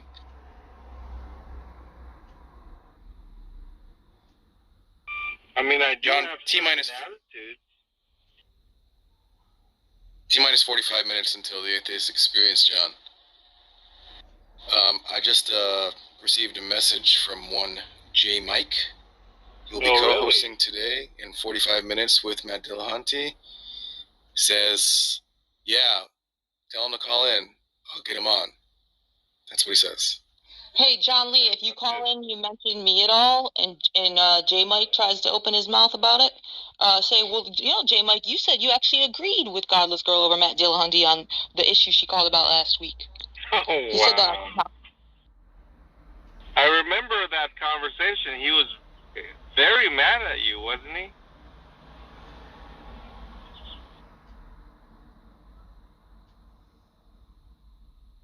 Yeah, well, I kept pushing him to, because he said Matt Dillahunty would win the debate against me, so I kept pushing him to debate it about me right then and there, and he was really resistant for a long time, and we were going back and forth, and he was bringing up like my past to try to deflect. And then in the end he said, well, I actually agree with you, godless girl. I think Matt Dillahunty is wrong. You keep rubbing your microphone, Godless. You don't think you don't think he may be upset if I bring it up? That'll be good. Let him get upset. All right. Why would that stop you, John? You're a fucking troll. Hashtag troll now, Tom? You are a troll. Is there any hashtag trolls on your thread yet? Just out of curiosity. No. Well, mention about 20 more times. I bet you they'll start trickling in. Salty, dude. Your psyche is so fragile that you have to like come up with some sort of rationalization to why, like, there's a group of people that agree about some criticism of you. You have to like come up with a rationalization to why it's not actually the case. It's pathetic, dude. I see it here on Clubhouse almost every day, Tom. I mean, you remember that little recording of my wife that you made like into a robot? Well, I mean, like, you don't think you have that going around you all over Clubhouse and or your channel? Dude, like, stop like making me out to be some sort of like cult mass. Yeah, like I have some sort of like, I have more influence on Clubhouse than like Snoop Dogg or something. I mean, get out of here, bro. Well, I mean, the hashtag Shut Up John Lee and hashtag Weak. I mean, you don't think that's influence in it, Tom? That. Everybody. Well, I came up with the the catch, the hashtag, but people are saying it because they probably fucking agree with it. You think there's people out here that don't think that you're weak and they're typing hashtag weak? Is that what you think? Well, I mean, do you allow them to think otherwise, Tom? Yeah, I do. Yeah. Tom, that reminds me. Which one of our wives are you sleeping with tonight? Just so I can make sure I don't make plans with mine, just in case. So you're just ridiculous, John. This is all just cope, John. You know what happens when people come up on your stage and dissent with you, right? You got like 4 or 5 of your like you. To just like you. Like you. You think, John? What gave you the impression, John, that while we've been talking and the entire time it's been streamed to YouTube, that we're in agreement on something, bro?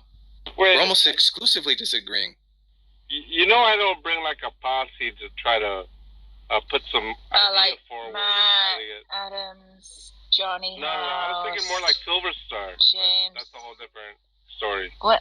No, James would not do that. No.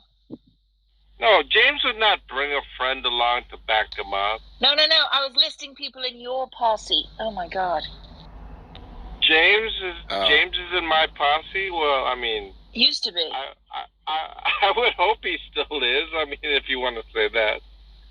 Oh, John, it's been brought to my attention that they're attempting to aid you in like because of your weakness. A topic? The entire chat is trying to do like some sort of like spirit bomb so that they can give you their energy so that you can actually have the nuts to call into the atheist experience. There are actually people that are putting their hands up, like in Dragon Ball Z. What do you think about that? Do you feel the energy? Do you feel it? Well, no. John Lee needs your strength right now. He's too weak to call in to talk to Matt Dillahunty. Please. I mean, that's some deep. Please give him your energy. Chopra stuff, man. Are you into that, Tom? The astral projection? Does that ring a bell for you at all? Bro, we're talking about Dragon Ball Z. Okay. Also, someone asked about, what do you think about the hashtag fragile? Do you like that one?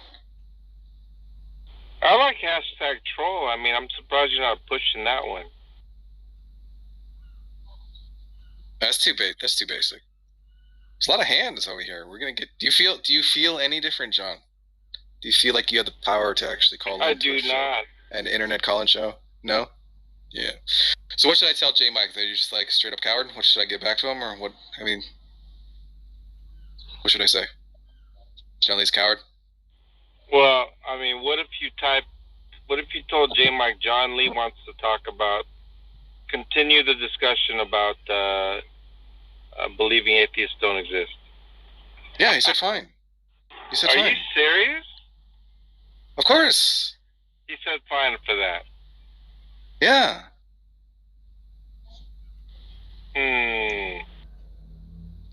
Oh, wait, am I right? Is Tom right again, John? Do you remember what I said, right? I don't know what you said. When you told me, like, well, if J Mike, if they'll allow me to, like, do this one topic, you know, and I'm going to make an ultimatum or whatever, then, like, you know, I'll call in. And then I said, what did I tell you, John? I said, you're full of shit. It's just another one of your fucking excuses. And I'll talk to J Mike. And when he says that that's fine, and he agrees to it, there's just going to be some other fucking excuse of why you don't call in, right? So what's the next excuse? Let's just skip the fucking charades, right? What's the next excuse, John? Well, I mean, you're misrepresenting if you said that. If I said, if you're saying I said that if they're okay with it, I would do it. I didn't say that at all. Yeah, that's something that was a concern, right? And now that that's no longer a concern, we're obviously still not going to call in, and there's just some other excuse that you're going to come up with, right? Right? Do you think you're fooling anyone with this shit, John? Who the fuck do you think is buying any of this shit? It's so transparently bullshit. I don't see how you could actually fucking think you're fooling anyone. Well, it's beginning to sound attractive. If that's a oh, now we're back to here. Yeah, okay, now it's sounding attractive again, right? Because you have to say this because one of your, like, supposed reasons for not calling in has been eliminated. So now you got to go back to it's attractive. It's so attractive, John, that you're, what, not going to call in? The thing that's now becoming attractive is now not attractive enough to call in, right, John? You're full of shit. It's like when he says that he might start making arguments. Like, does anybody believe him on that? Of course not. When did I ever say that? What kind of arguments? Well, you said you have arguments ready to go, right? Yeah, you said you had. You talked about when we said, like, oh, you don't debate, like, you know, the existence of God and stuff like that. You're like, oh no, are you kidding me? I've got, like, arguments ready to go. Oh, you're talking about, like, arguments for the existence of God? Yeah. Yeah, of course. Of course, there's several. Yeah, so what's the problem? Call into the show about giving arguments for the existence of God and give some of the arguments that you have for the existence of God. No, I find them pointless, and you already know that. I stopped doing those almost 10 years ago. At least 5 to 7 years ago. No, more than 5. But anyway. Why don't you tell them about your angels that you saw, John? No, I don't. Like, why do you guys always bring up subjects you're interested in? Oh, it's not just me, John. Trust me, John. Matt would be very interested. Matt would be very interested in your angel story, John. He would love to talk to you about your angel story. I could care less about what he's interested in. He's interested in magic. I'm not. Big deal. He's probably interested in Satanism. I'm not. Transvestites. I don't care. I mean, who cares about them? No, come on, dude. Listen.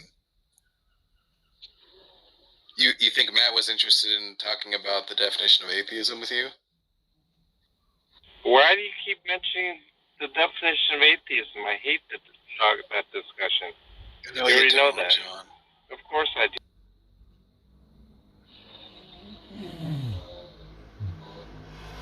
Let me ask you this, John. What would it take for you to call in and talk to Matt about your angel story in your glowing Bible story? Oh, that's a non-starter. Why? Because it is.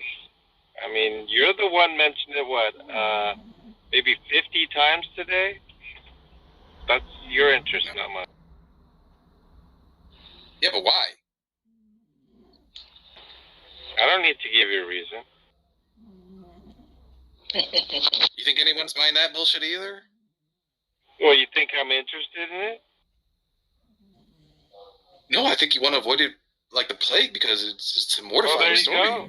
I'm not trying to peddle that as like some sort of real thing. Pick your own reason, fill in the blank, and have a nice day in your fantasy land. Oh, is it fantasy? Why? Then tell me why. Well, tell me what. Oh yeah, John. What's the real reason then, John? What's the real reason then, John? If you're convinced of a reason, what do you even need me for? Because I can be unconvinced depending on what you say. Why would I try to convince you, Tom? You try to convince me of things all the time, John. Like, you know, you sound like a desperate atheist. Please convince me of the existence of God. Please, I'll believe if you give me evidence. Please. You think I'm swayed by that?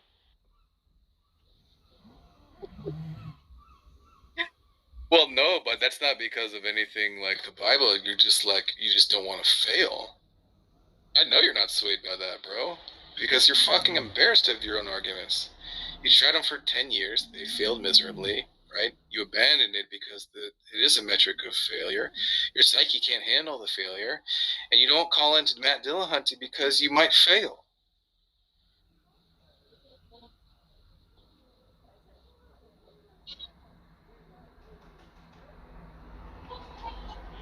He's gonna suicide by trolling.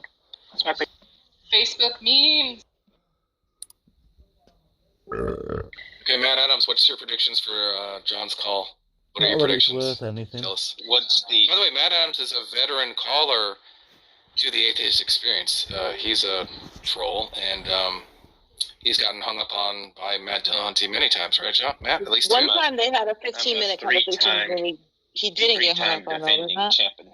Yeah. 3-time champion. Because your dumbass was going on there, like saying slavery was all like cool and everything, right? And pissed Matt off. So, anyways, what's your predictions for this call? What is his topic? What did he say he was going to talk about specifically? I don't know, some bullshit. Personally, actually, I wasn't even really paying attention. I mean, it's just, I don't even know. It's not even really relevant. It's garbage. Well, it could be relevant depending, but I'm guessing if J Mike knows ahead of time, right? Yes. He's already been informed. He was told 2 weeks ago, and I messaged him today too. Yeah, he knows. Okay, so my prediction will be it will go. It was 3 minutes last time, right? 3 minutes 15 seconds. It's going to be 9 minutes 20 seconds. 9 minutes. Wow. Okay. No, I got a good thing to think about. I got a good prediction that we can think about. So, considering that J Mike is on the line, and J Mike is he knows what happened. J Mike has said you can talk to me, right? How long before J Mike, how long is John going to be talking to J Mike before John says something that Matt is just considers beyond the pale and just has to grab the microphone and take control of the call? I'm gonna say 2 minutes. I was gonna say 2.5 minutes.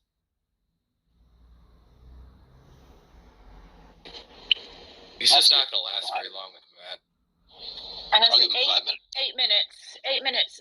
And when Matt does take over, he's gonna hang up within 1. I think Matt's gonna step in about 2 times, and then the 3rd time, that's gonna be it. When Matt, no, I think Matt's gonna take over and say goodbye, John. Because Matt doesn't want to even Matt can't talk to him. You know, he just can't stand it.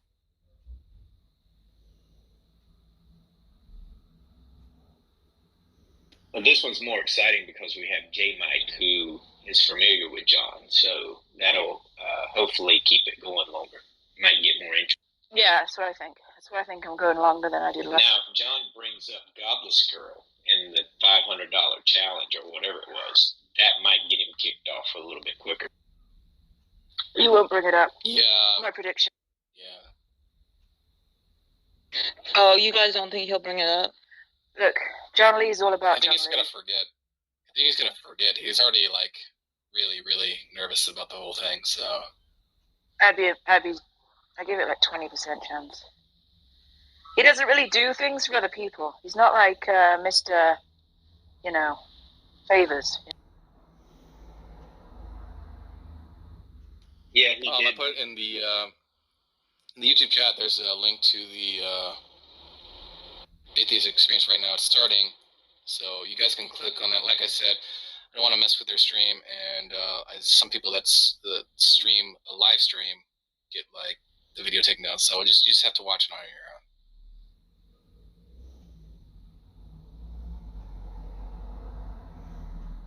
We'll still be able to hear it here like last time, right? No. You gotta go to YouTube, Matt. Well, no, they're going right into it. There's no. They're talking to John right now. Everybody listen.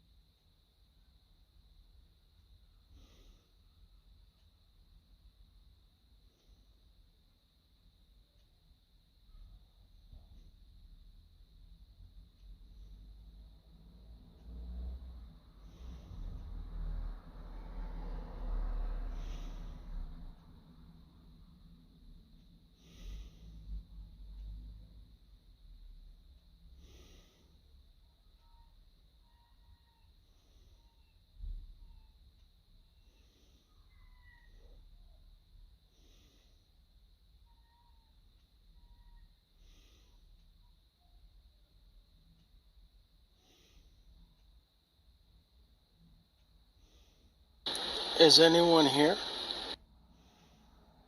Hold on, we're listening to something.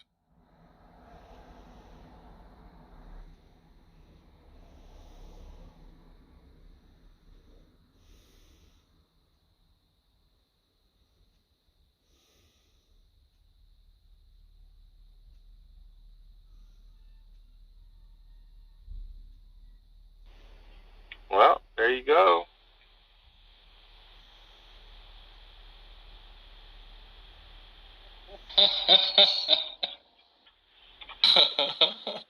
Oh no! Oh my god! Was that? Are you guys happy now? Worst debater, which is true. That's about what I expected, John. Well, he never let me talk. He was like, ask me a question, cut me off. Ask me another question, cut me off. You wouldn't answer the question. He never gave You me had a the chance. chance. That's false. Yeah. That's false, dude. You realize, John, you're going to have to call in another five times to equal one of Matt Adams' calls, just to be clear. What I was trying to tell him, right, was I was trying to tell him about general and special revelation, right? Special revelation is a matter of faith. It's not based upon any evidence. However, general revelation is, and he would not even allow me to even make that distinction. He asked you for the evidence, and you said, I'm not interested or something. You said, I'm not interested in convincing you or something.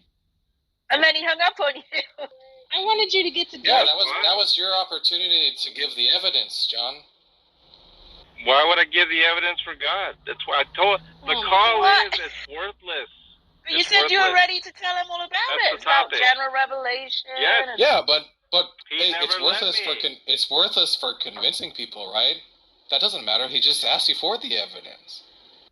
Yeah. Once again, I'm not gonna argue for God.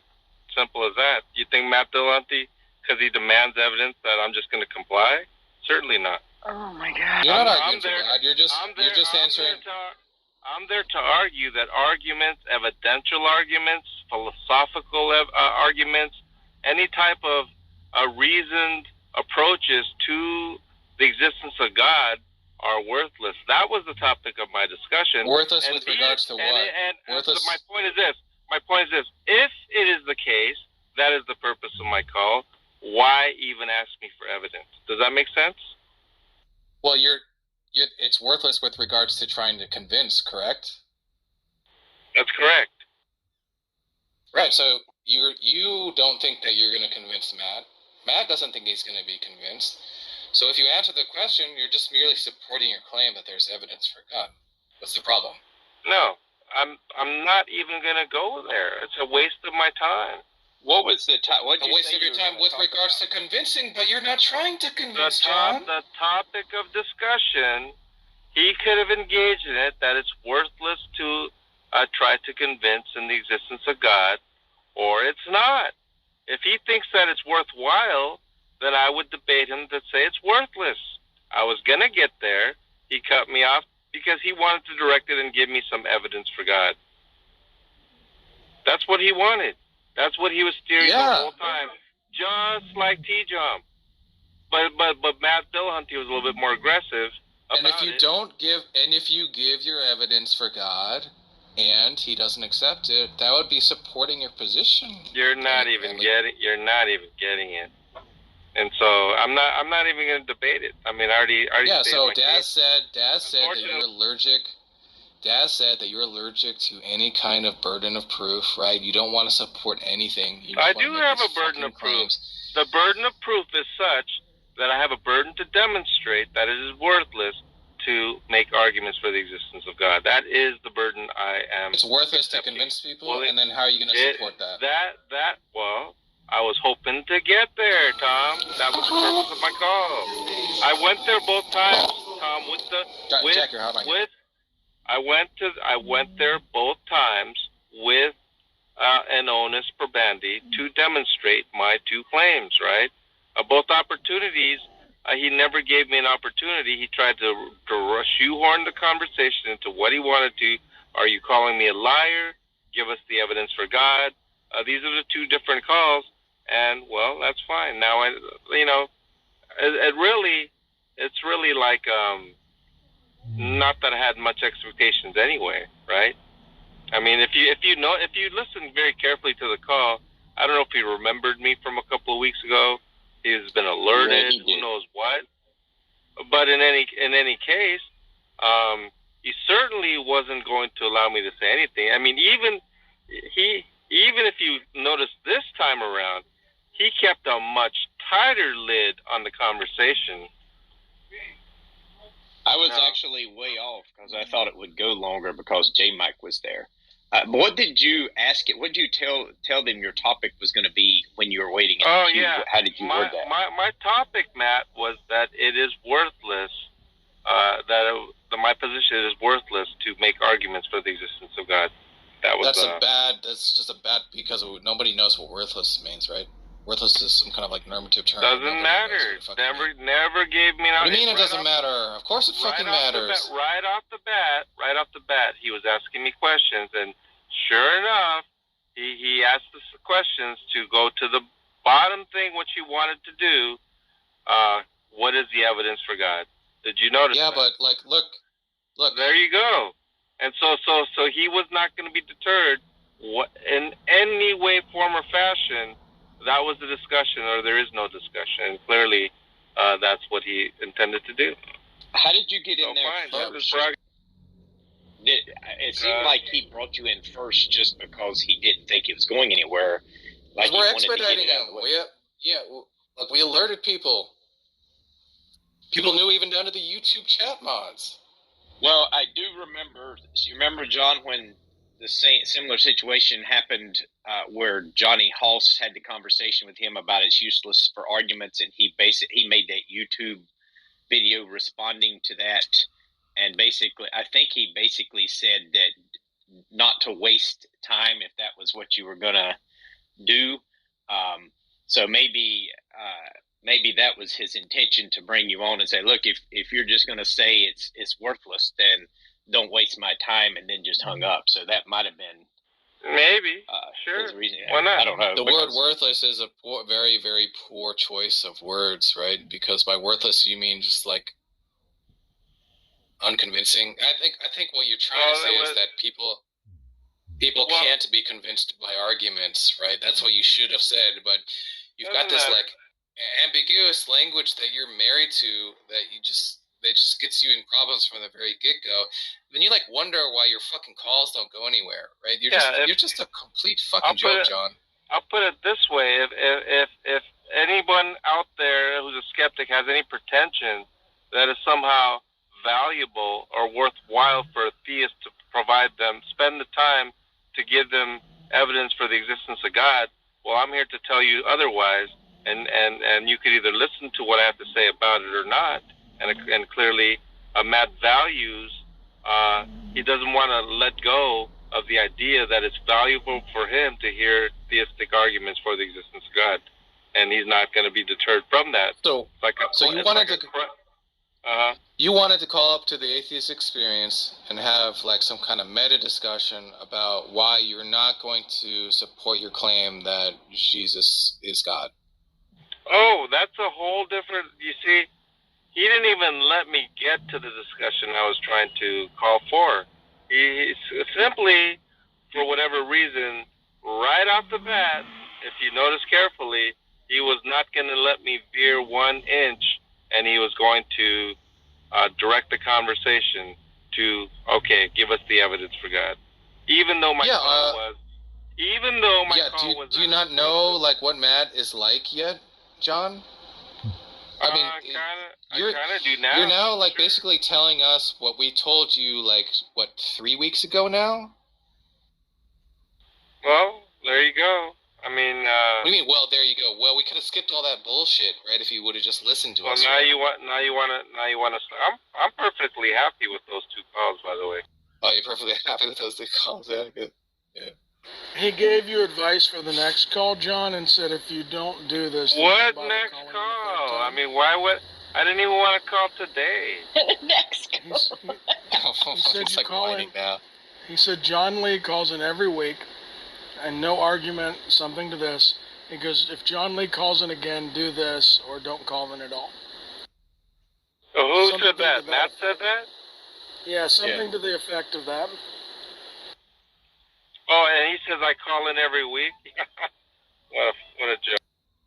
Well, it has been 2 weeks in a row. No, there was 1 week in between. 2 out of 3 weeks he called it. Yeah, so John, you're happy with that, right? So you're just understood by I'm happy with that. As a Are joke you happy with that? to the show. Are you happy with the No, I would actually like to I wanted to actually like have you and him actually talk. But like I said, and as I said 3 weeks ago, it's not really possible because for you guys to actually talk, you have to... You have thoughts. And, we hear they cry and whine all the fucking time. Well, but not about these petty things. I've never heard of Christian. Yes, they do. Are you fucking kidding me? Listen, they're mad about rainbows in Target.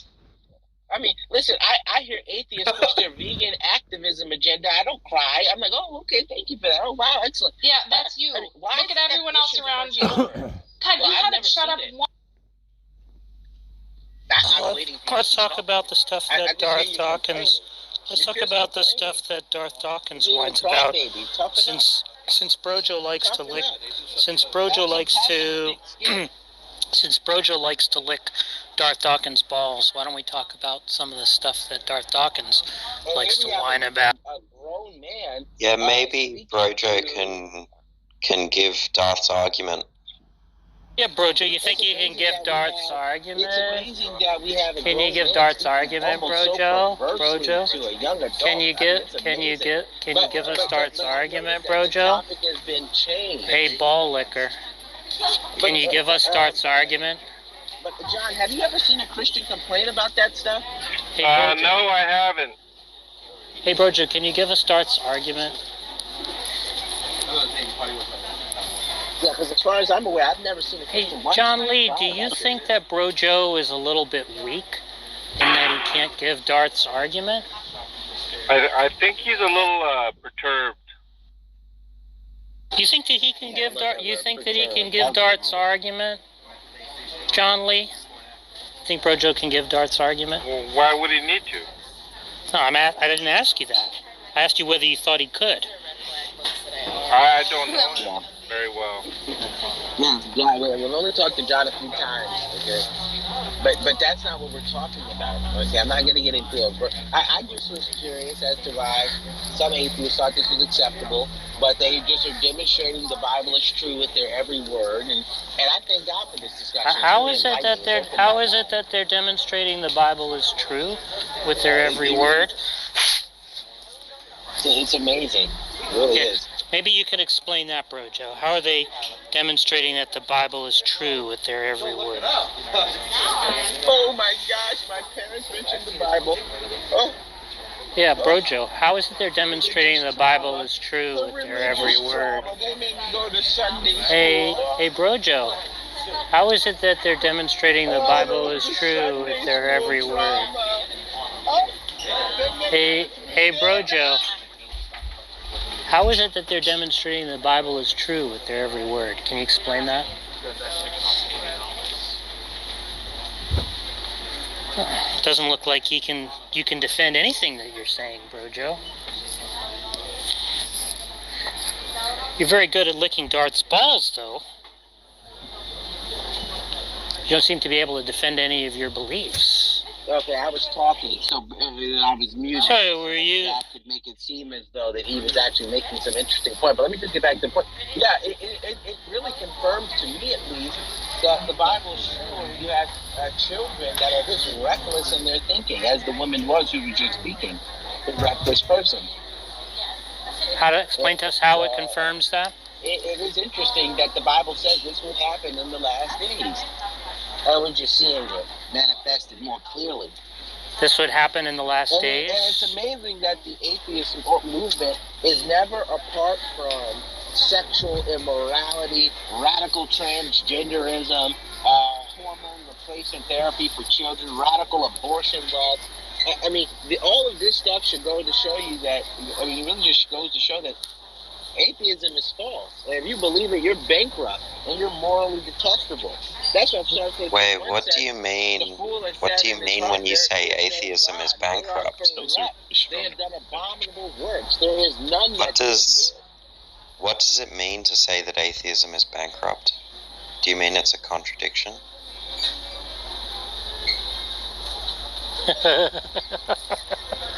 Yeah, when it comes to giving arguments, Brojo suddenly gets quiet. What do you mean when you say that atheism is bankrupt? Yeah, well, Brojo. Here's what I mean by that. The wicked fool says in his heart, there is no God. They act corruptly. They commit abominable deeds. There is no one who does good. Great. So you just mean that atheism is bankrupt is that atheists disobey God's rules?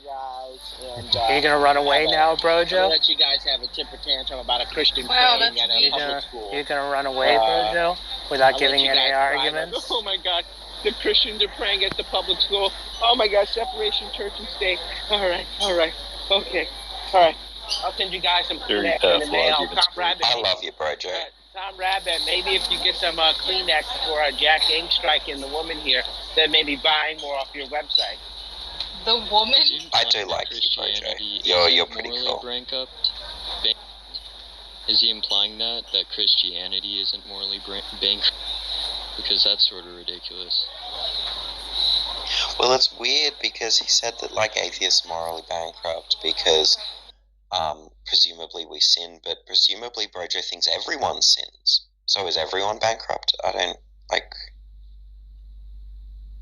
Are you saying that everyone is bankrupt? So funny that when I asked John Lee whether Brojo could give Darth's argument, he said, why would he need to give that argument? Wait, did Brojo just be a woman? He's just the king of not listening to the question.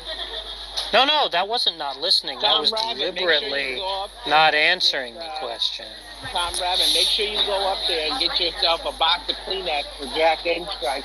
Get his face stitched. Maybe you even get Darth. Hey, Brojo, we're still waiting for the argument. With Brojo. Maybe Jack Angstrike. Hey, Brojo, we're still waiting. We're still waiting. We're still waiting for you to defend your positions, Brojo. Let these people cry some more. Hey, Brojo, how come whenever you're asked for an inference, you run away? Yeah, a bit like Veckle. Running away, Brojo? I'll get some if you get it up there. Hey, Brojo, you got any inferences for us? If you can get some Jack Angstrike tears, Tom Rabbit, on your shirt, I will buy it. Brojo, why don't you speak to me? You said that I had a nice voice and I should narrate the Bible. Jack is a bit of a meanie. Yeah. And I like you. Like, you and I are friends. And Jack is a big meanie. But like, maybe you can speak to me. Like, do you have an argument? Like, do you think Darth's argument is sound, or if Darth has an argument? Yeah, I do think Darth has an argument. I wouldn't be able to fully articulate it because I'm not Darth. Okay? I'm not inside of his brain. You'd have to call him over the phone, maybe over lunch or dinner. Might be a good idea. Yeah, really quick, I need to just play this clip because we were talking about how atheists, like, I don't know, they complain about, like, dumb stuff or whatever. Let's listen to what a real substantive complaint is like.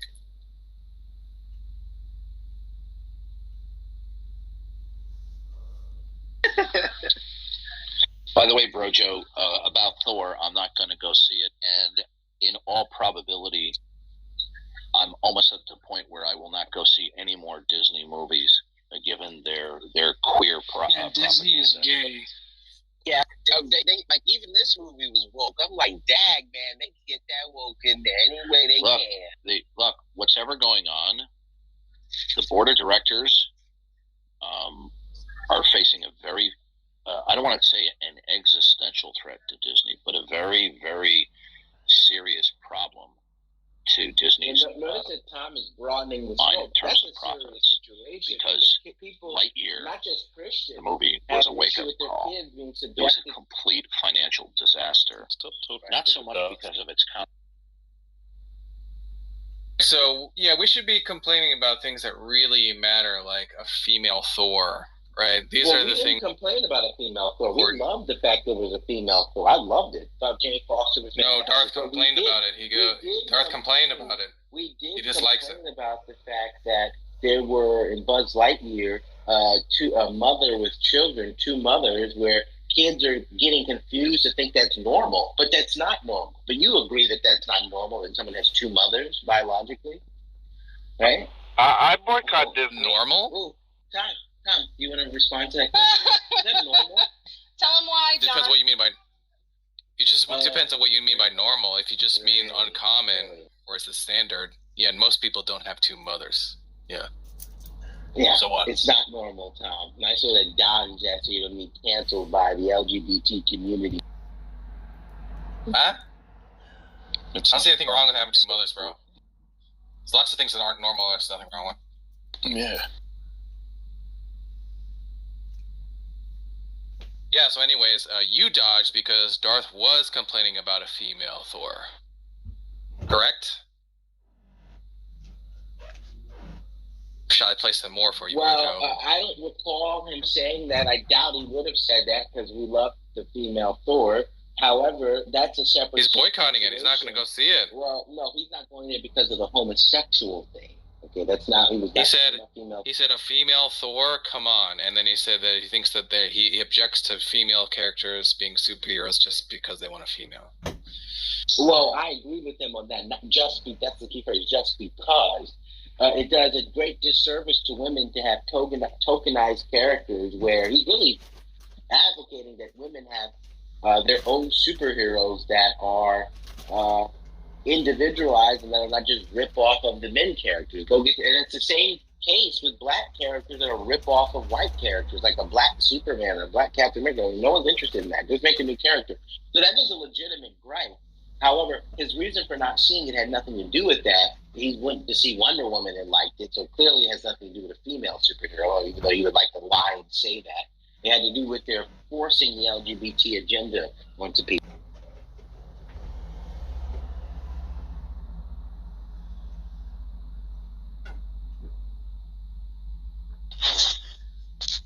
Shadowhouse said that Lady Thor and Black Superman are both from the comics. They are from the comics, but they are tokenized characters. We already know this.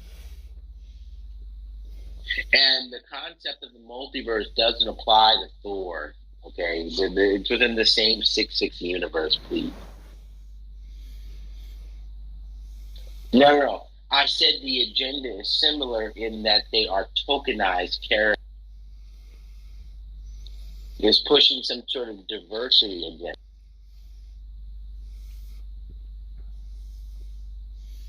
Damn, long time no see, bro, Joe. What's up, man? I was just going to say, guys, if they're going to change Thor to a woman, you need to take the T off and put the W. That way it makes feminine. Correct, yeah. Why if Thor were a woman, would she be a whore, Matt? Holy shit. Sorry, I moved him to the audience for that. Yeah. Doesn't even make sense. That's probably fair enough to get moved to the audience for that. Holy shit. Oh, where did that even come from?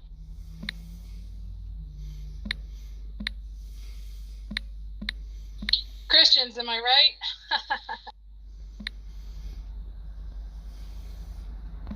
Christians are probably some of the most misogynistic people I've met.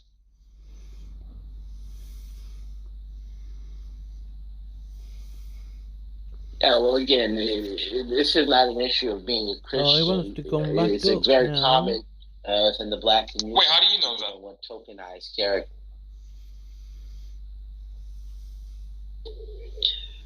Roger, I am curious though. You said that you'd asked Darth for the argument.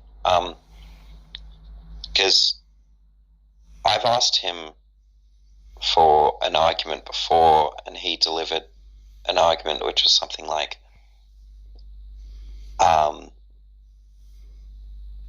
if God exists, then he has revealed himself. He's revealed himself, therefore God exists. Would you sign off on that?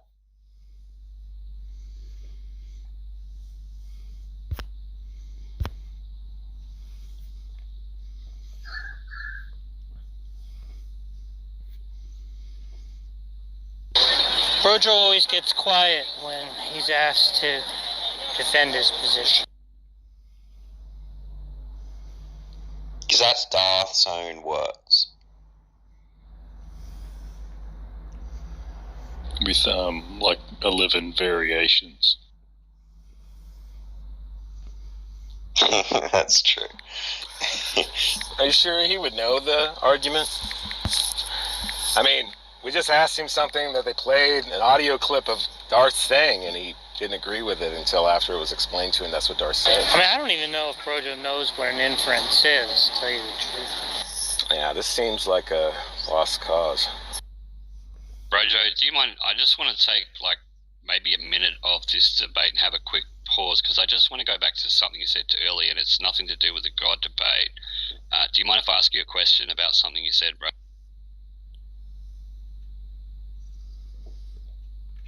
I think he's left the building. Sorry, I'm using the restroom and want you to hear me flushing the. Yeah, I just want to ask you about something you said earlier. It's not necessarily about the debate we're having, though. Do you mind if I ask you a question?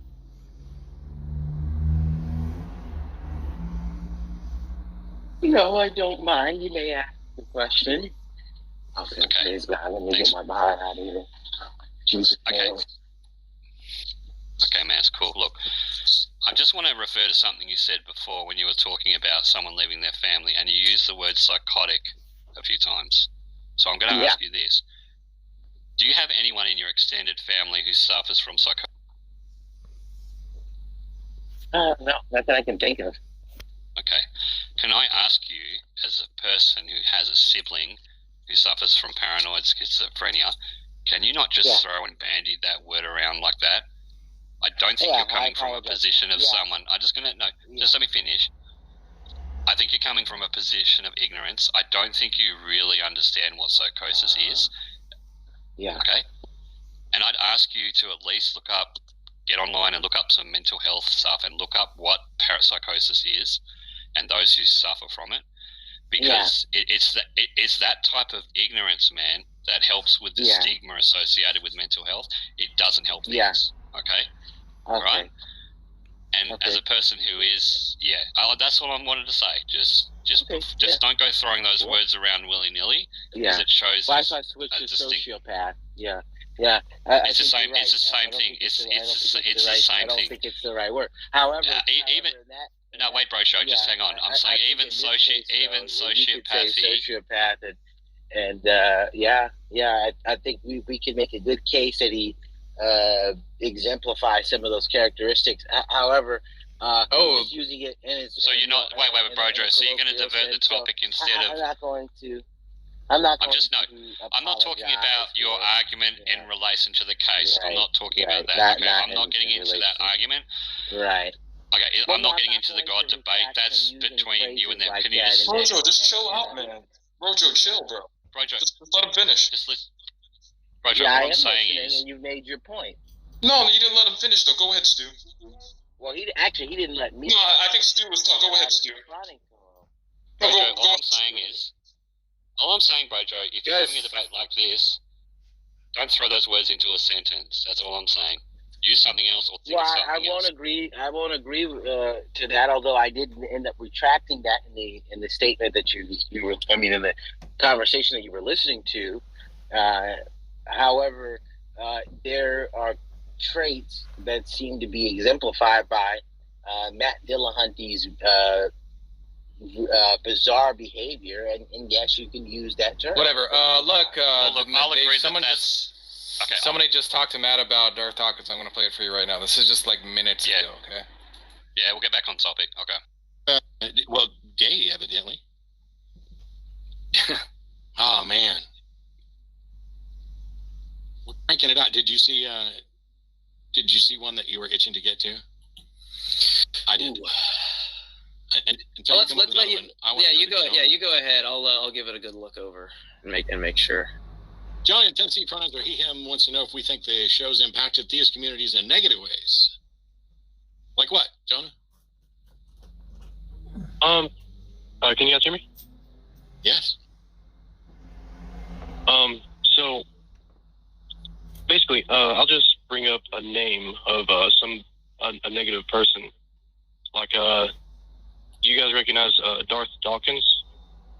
I've heard the name, yeah. I believe he may have called in the past. I know he's got his little acolytes he'll send around. He refuses to talk to me. So, yeah, I'm familiar. Yeah. So, okay. People like that. Do you think that the show's existence has, like, perpetuated people like that coming in and basically spreading their poison, so to speak, throughout. Do you think that Darth Dawkins and other evangelicals would not be spreading their poison if we weren't here? Well, no, I'm not saying that. I mean, they literally. Now look how bad. Them a couple verses that command them to do it. That you. So no, I don't think I have encouraged. Yeah.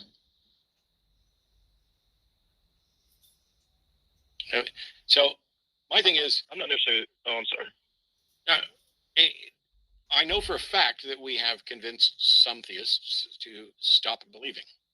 I have no problem with the notion that some theists may listen to this and they might amp up their proselytizing. They could be on fire with the Holy Spirit going out to witness, and I don't give a fuck because I'm telling the truth and I'm challenging their beliefs. And if that motivates them to try to spread it more, cool. That's job security for me, even though I don't get paid for this. But it's still job security in the sense that there's always going to be a rationality to counter. Okay. Well, you guys definitely helped me. I wasn't saying that you guys have made no worries. Impact on It's a legit question. It's the reason I saw your question before the show started, and I was like, I definitely want to make sure we take that one, because what if it did turn out like that we sit here and we debunk nonsense claims or point out fallacies and other things, and what if it just turns out to strengthen and make them more extreme? Maybe it's still one of those things where like truth is always a defense to libel in my head. Yeah, I definitely agree. I just how would you go about combating those people other than what we're already doing? Depends on what you mean specifically. If you're talking about evangelicals or like subs, or what, depends, because there's different ways that they go about. It depends on what you mean in virtue of like what they want to push against people. They are like just arguments. So specifically, I'm not really sure what you mean.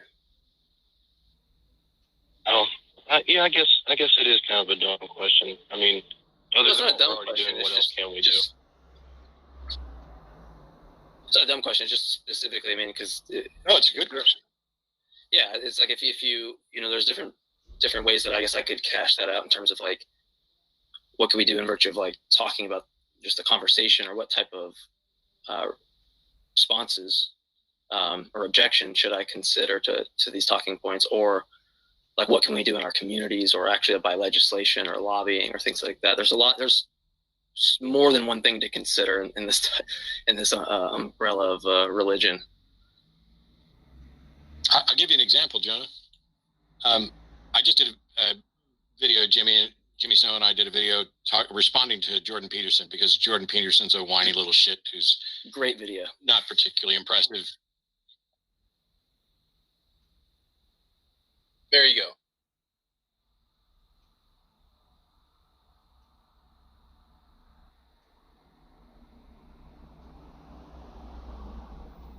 I had to send Roger down because the little shit wouldn't stop talking. Fucker.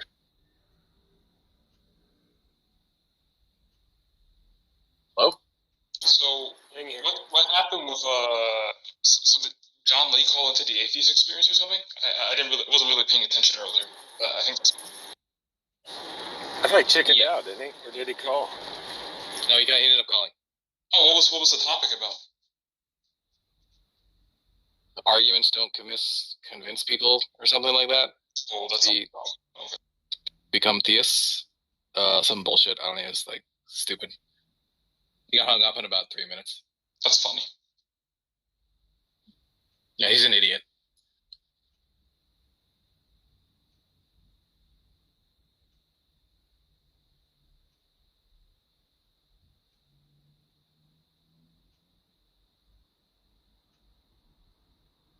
Hey, Jack. Go ahead, Ninja. You were trying to say something.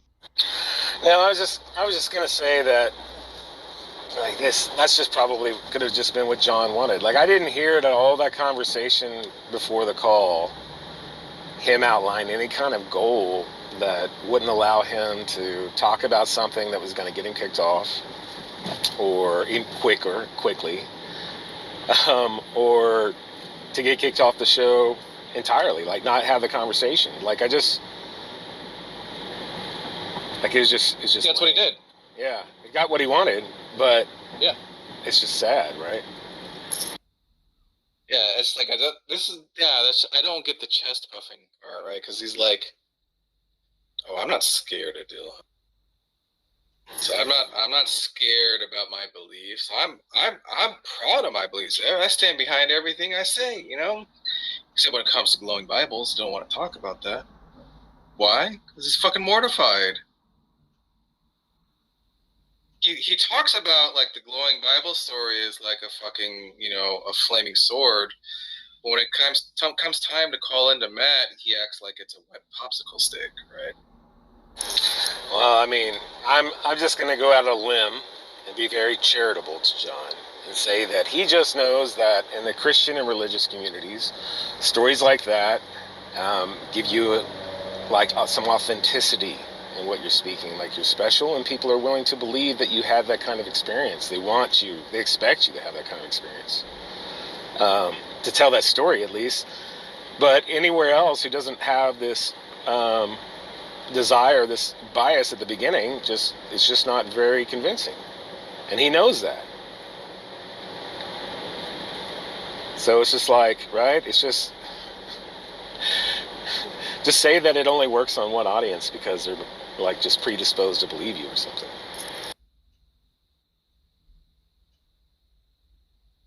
We just get on with our lives, man. You know what I mean?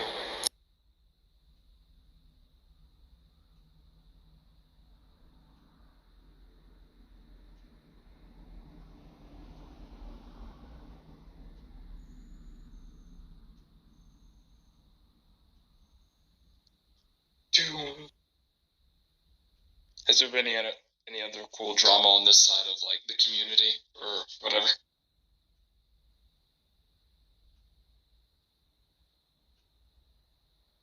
Like any cool debates or anything that have occurred?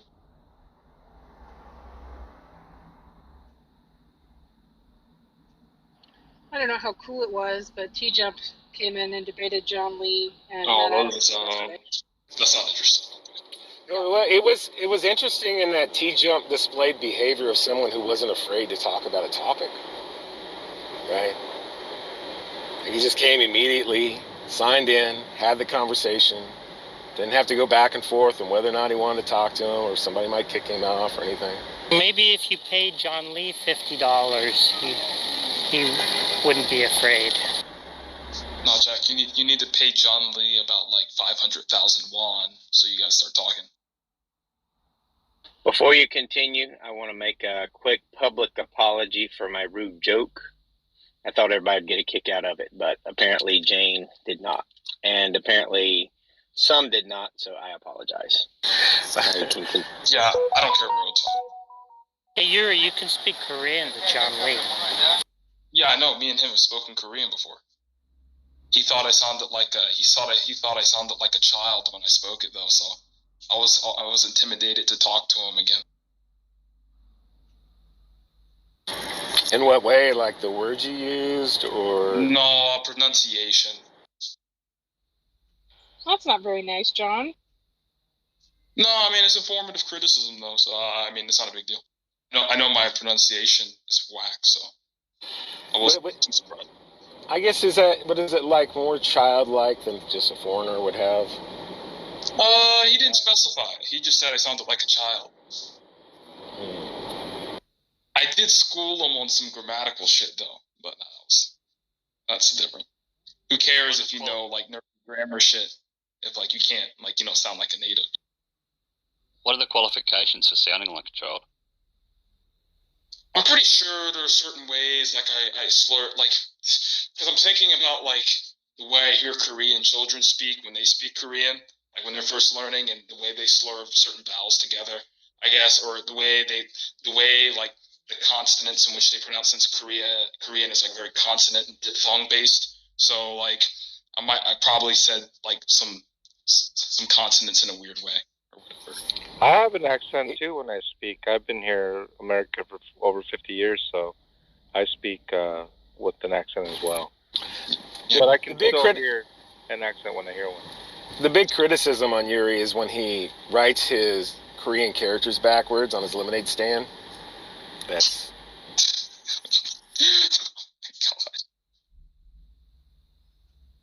He has his Leo's looking like an ass.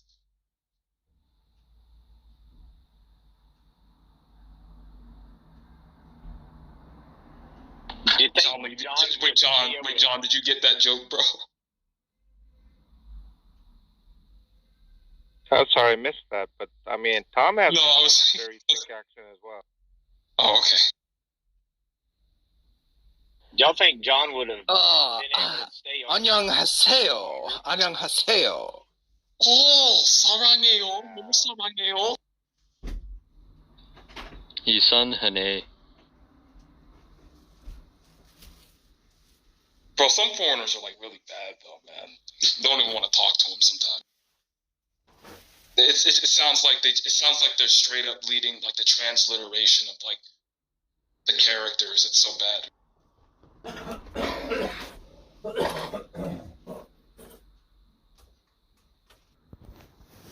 I was going to ask if John Lee had Tom is the lifeguard. that boycotting Disney would be a good idea if he had been able to stay on the call longer. And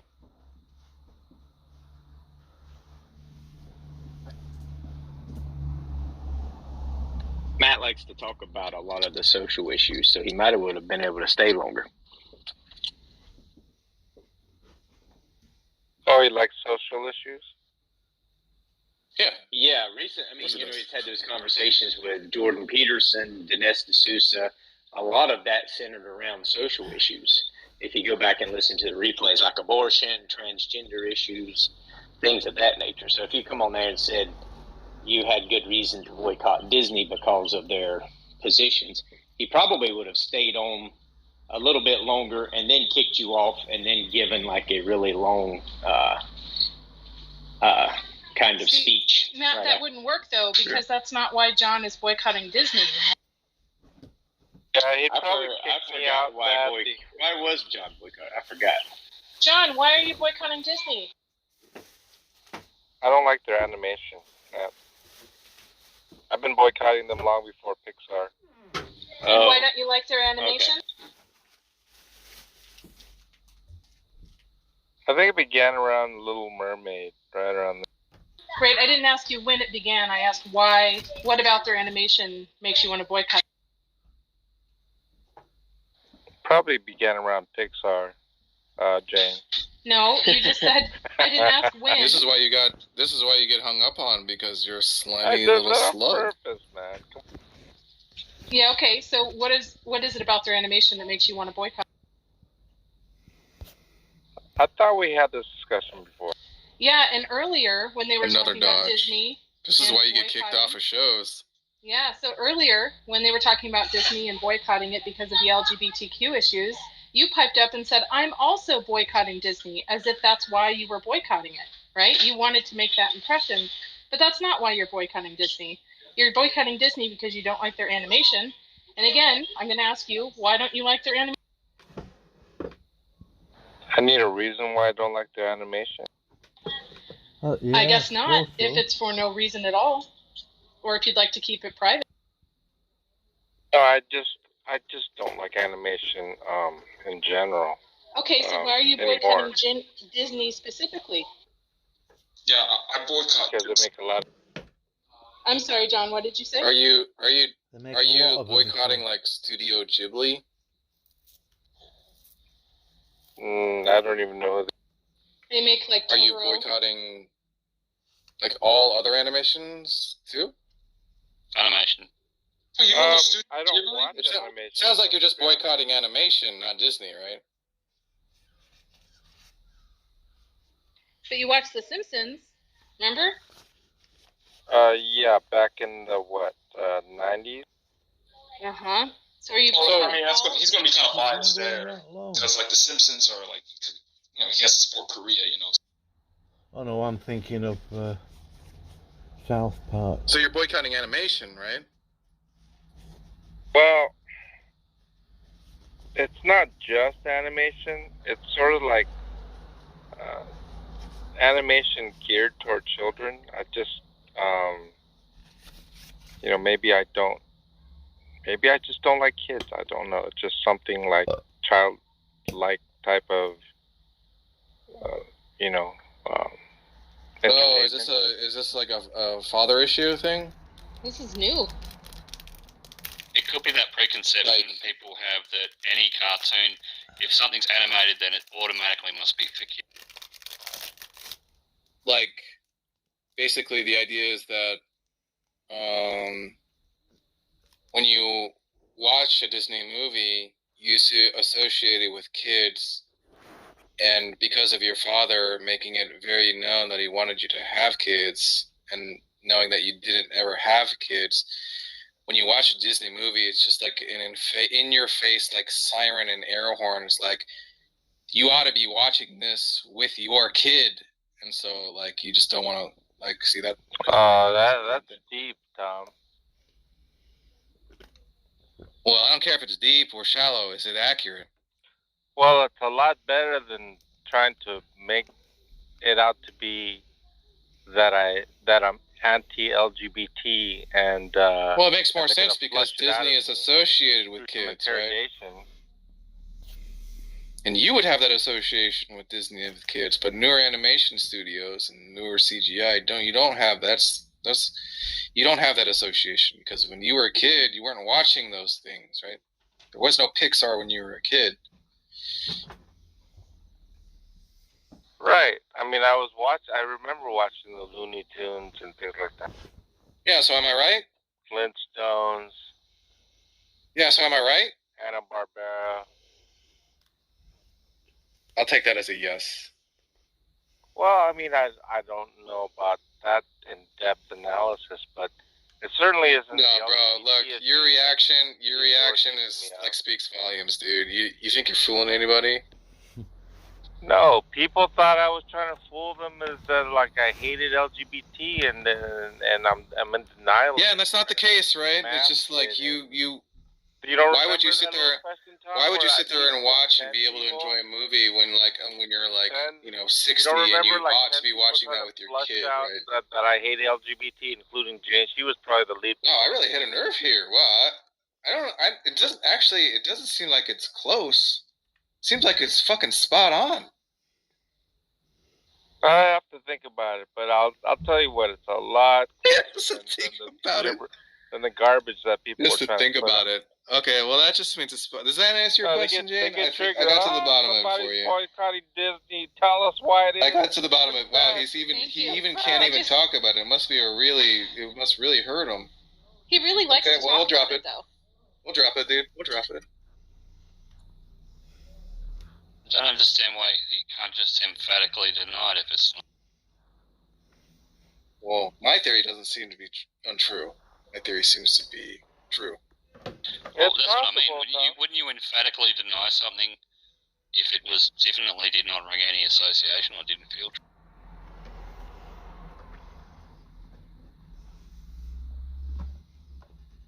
I'm just making it because if someone asked me that question, I'd just say no. Well, I'd say, why do you like animation? I'd say, well, it's escapism for me. It's like it does take me back to when I was a kid when I can fantasize. Let's see. When did The Little Mermaid come out? It's probably going to be right around the time John normally should have been fathering children. So gotta be about late 80s. No, it's 1989. Yeah, 1989. So that was what, 33 years ago? God, don't make me sound so old. That would have made John about 20. When was Disney affiliated with like LGBT? After that, Well, who's talking about LGBT, bro? Everyone else. The last time they tried to interrogate me. Yeah, we dropped that. We're not on that. We're on the kid thing. When you tell them something, okay, you know what? They don't believe you, and then okay. I won't talk, dude. I won't talk about the kid thing anymore. I understand it's sensitive. I won't talk about it anymore. Okay, I'm dropping it. I'm just trying to tell Stu that you got 10 people convinced of something, and they just know that you're homophobic, and they're gonna flush it out of you. I mean, this is what happens sometimes. No, we're just because you say Disney. We're pointing out that you pipe up when someone is talking about the LGBT thing in Disney to point out that you are also boycotting Disney to insinuate that that's why, but it's not why. So I needed to point that out. It's kind of like saying, just like the orgy thing. It's kind of like saying, speaking of being anti-LGBTQ, I'm also boycotting Disney. Yeah, exactly. Oh, I just say random things that have no relation to the thing that I'm saying. Speaking of, I just like hear something. I heard a random word earlier in the day, and then I just repeat it for no reason. Like it was James and the orgy thing. Speaking of popped up orgies, up like a groundhog in the middle of that conversation, just to point that out. I did deliberately, you know. Why would you do that? I did. Maybe to needle you, Jane. How about? Well, so you're a troll. Yeah, that just makes you a troll.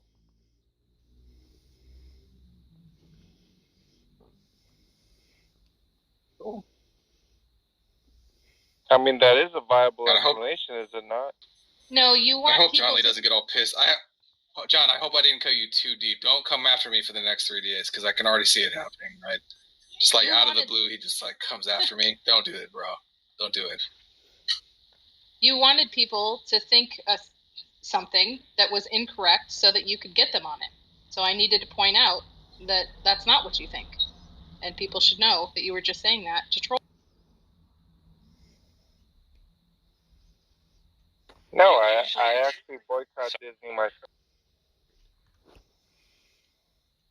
Usually if someone dislikes something, right, usually they'll have a reason as to why they dislike the thing.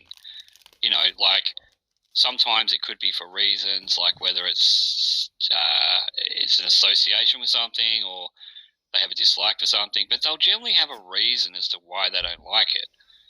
But that's what we're saying, John. So we've asked you why you don't like Pixar, but you can't really provide us with a reason. I'm just saying generally there would normally be some sort of explanation as to why you don't like it. Are we going here again? Well, just Pixar in general. This was like the I'm last just saying, conversation. Well, this was almost I'm just identical curious. to the last conversation. I haven't been joining these conversations. I'm just curious. I'm not sure when the Pixar merger was, but it wasn't like about 2005-ish. Yeah, the early 2000s. So was it the merge? So my situation with Disney is about 15 years prior to that. I just do remember solidifying my disdain for Disney with Pixar for some reason. I didn't like Pixar before. I thought it was kind of clever. I mean, with the technology, but ultimately, I don't like animation. Maybe call it some sort of issue, but I don't like animation. So Stu, in the previous conversation, he had a different answer that we got down to, and he, in that conversation, said that he didn't like Disney and Pixar in particular because they were too fantastical, and he liked it. Oh, I don't remember using that word. Yeah, you did. So you don't like escapism, John?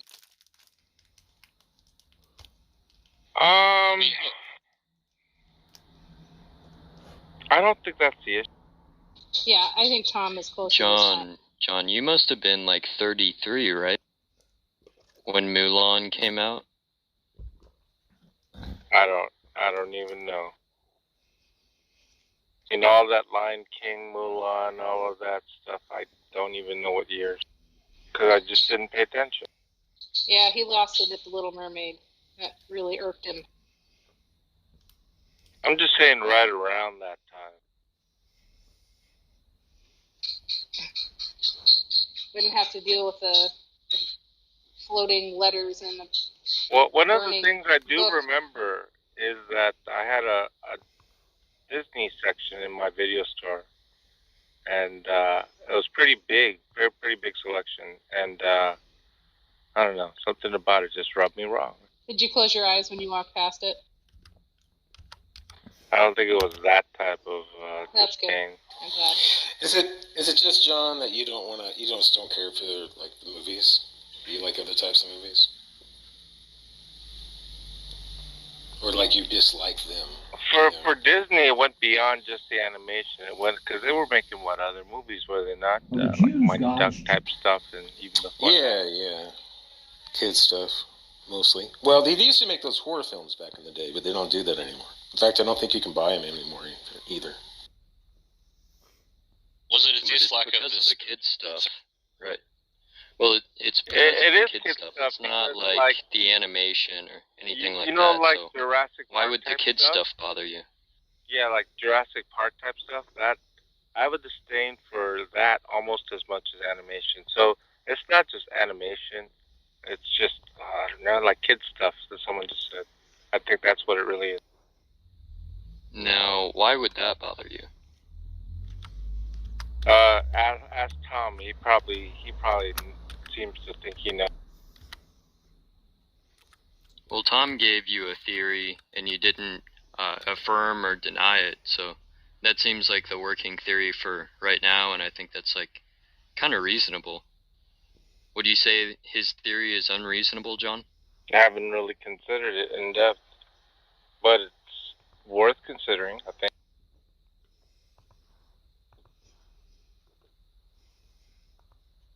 Yeah, I can distinctly remember when The Lion King came out, our church was very upset because they were covering African spirituality and they didn't like that. I don't know if that's relevant to what we're talking about. Oh, completely no relation. That political PC stuff, I'm just even way anti that as well. Do you mean, when you said Jurassic Park earlier, did you just mean like the CGI animation kind of? You don't like any kind of animation? You just like practical effects or something? Or is it like the tone of the movie? Like it's children, it's immature. I'll give you another example. Harry Potter. I don't even think I saw a single Harry Potter movie, except for just a few scenes here and there. Well, that's witchcraft, John. That's why you stayed away from that. Well, do you have kids, John? No, I do not have kids. Oh, so is it just like you just have don't really, it doesn't seem to key your interest, so you just don't pay attention to them? It's focused on a different audience kind of thing? No, he hates it. He's boycotting it, Ninja. What do you like you... It's not like he's apathetic towards it, like he has a dislike of it. Is that, John, like you have a... Like, you would have preferred to remove the Disney section if you wouldn't have lost your store because of Lost? Like money or something? No, not like that. Because, I mean, it's just product that, that generates income. But I guess what I'm trying to say is, like, would I watch any of it? No. Would I have any interest in... Because, I'd watch movies from the comedy section, the horror section, whatever, but just the kids, I mean, like, even when there's other kids around, they want to watch it, and I don't even want to watch it with them, that kind of a thing.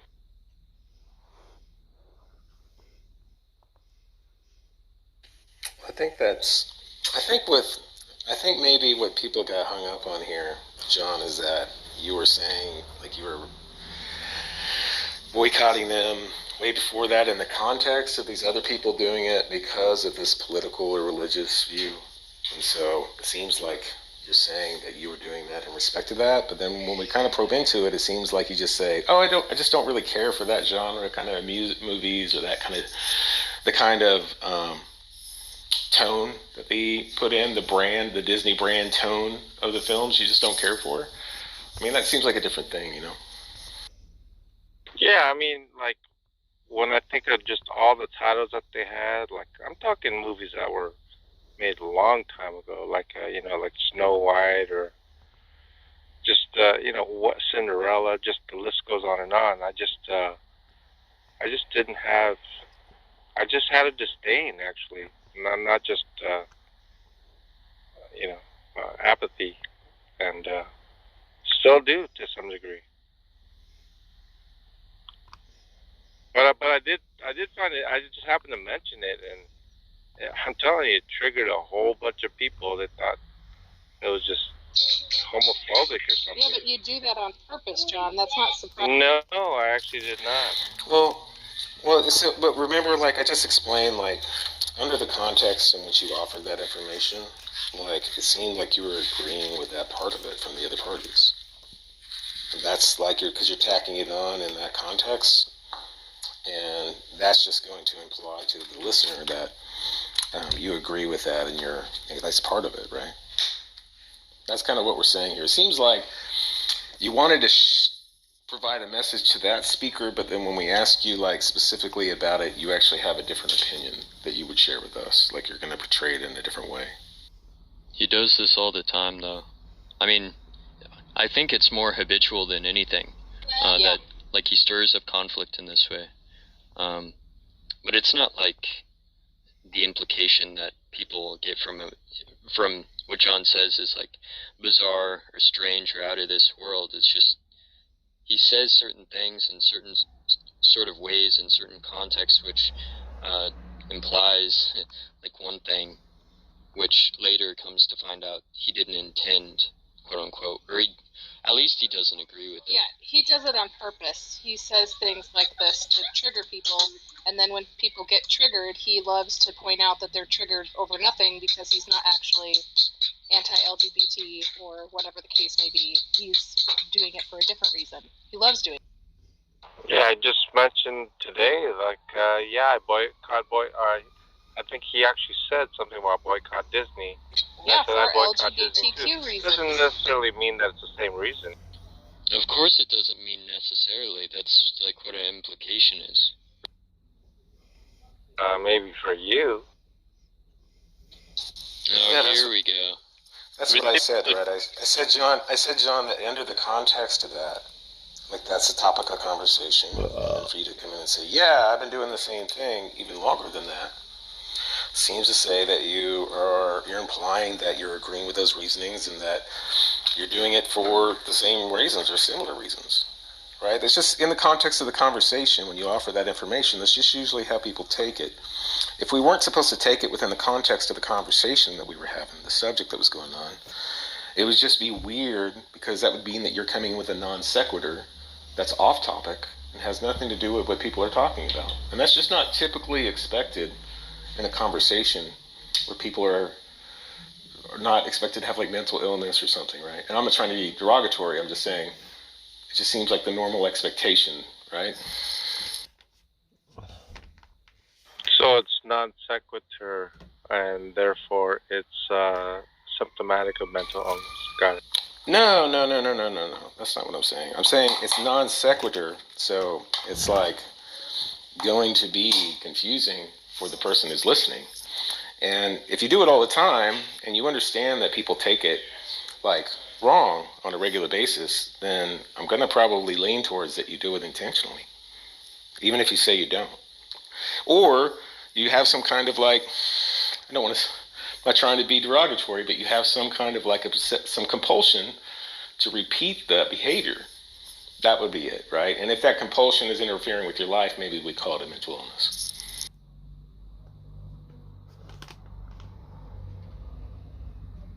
John, do you maybe I have this irrational to stir up drama?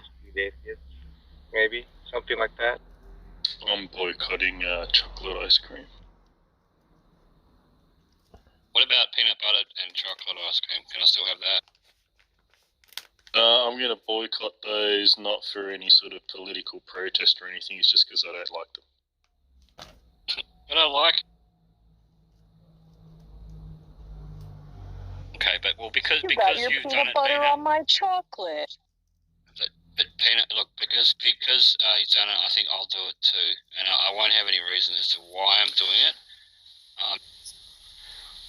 I have reasons. You know, I've been boycotting chocolate ice cream since like I was 5 years old. Oh, you're a strawberry man? No. I'm lactose intolerant, right? But I'm glad, that I'm doing the same thing you are for this political thing on why you're boycotting the chocolate ice cream. Well, chocolate ice cream has been my favorite ever since I was a child. What? You've obviously never had a good vanilla bean ice cream if you think chocolate ice cream is good.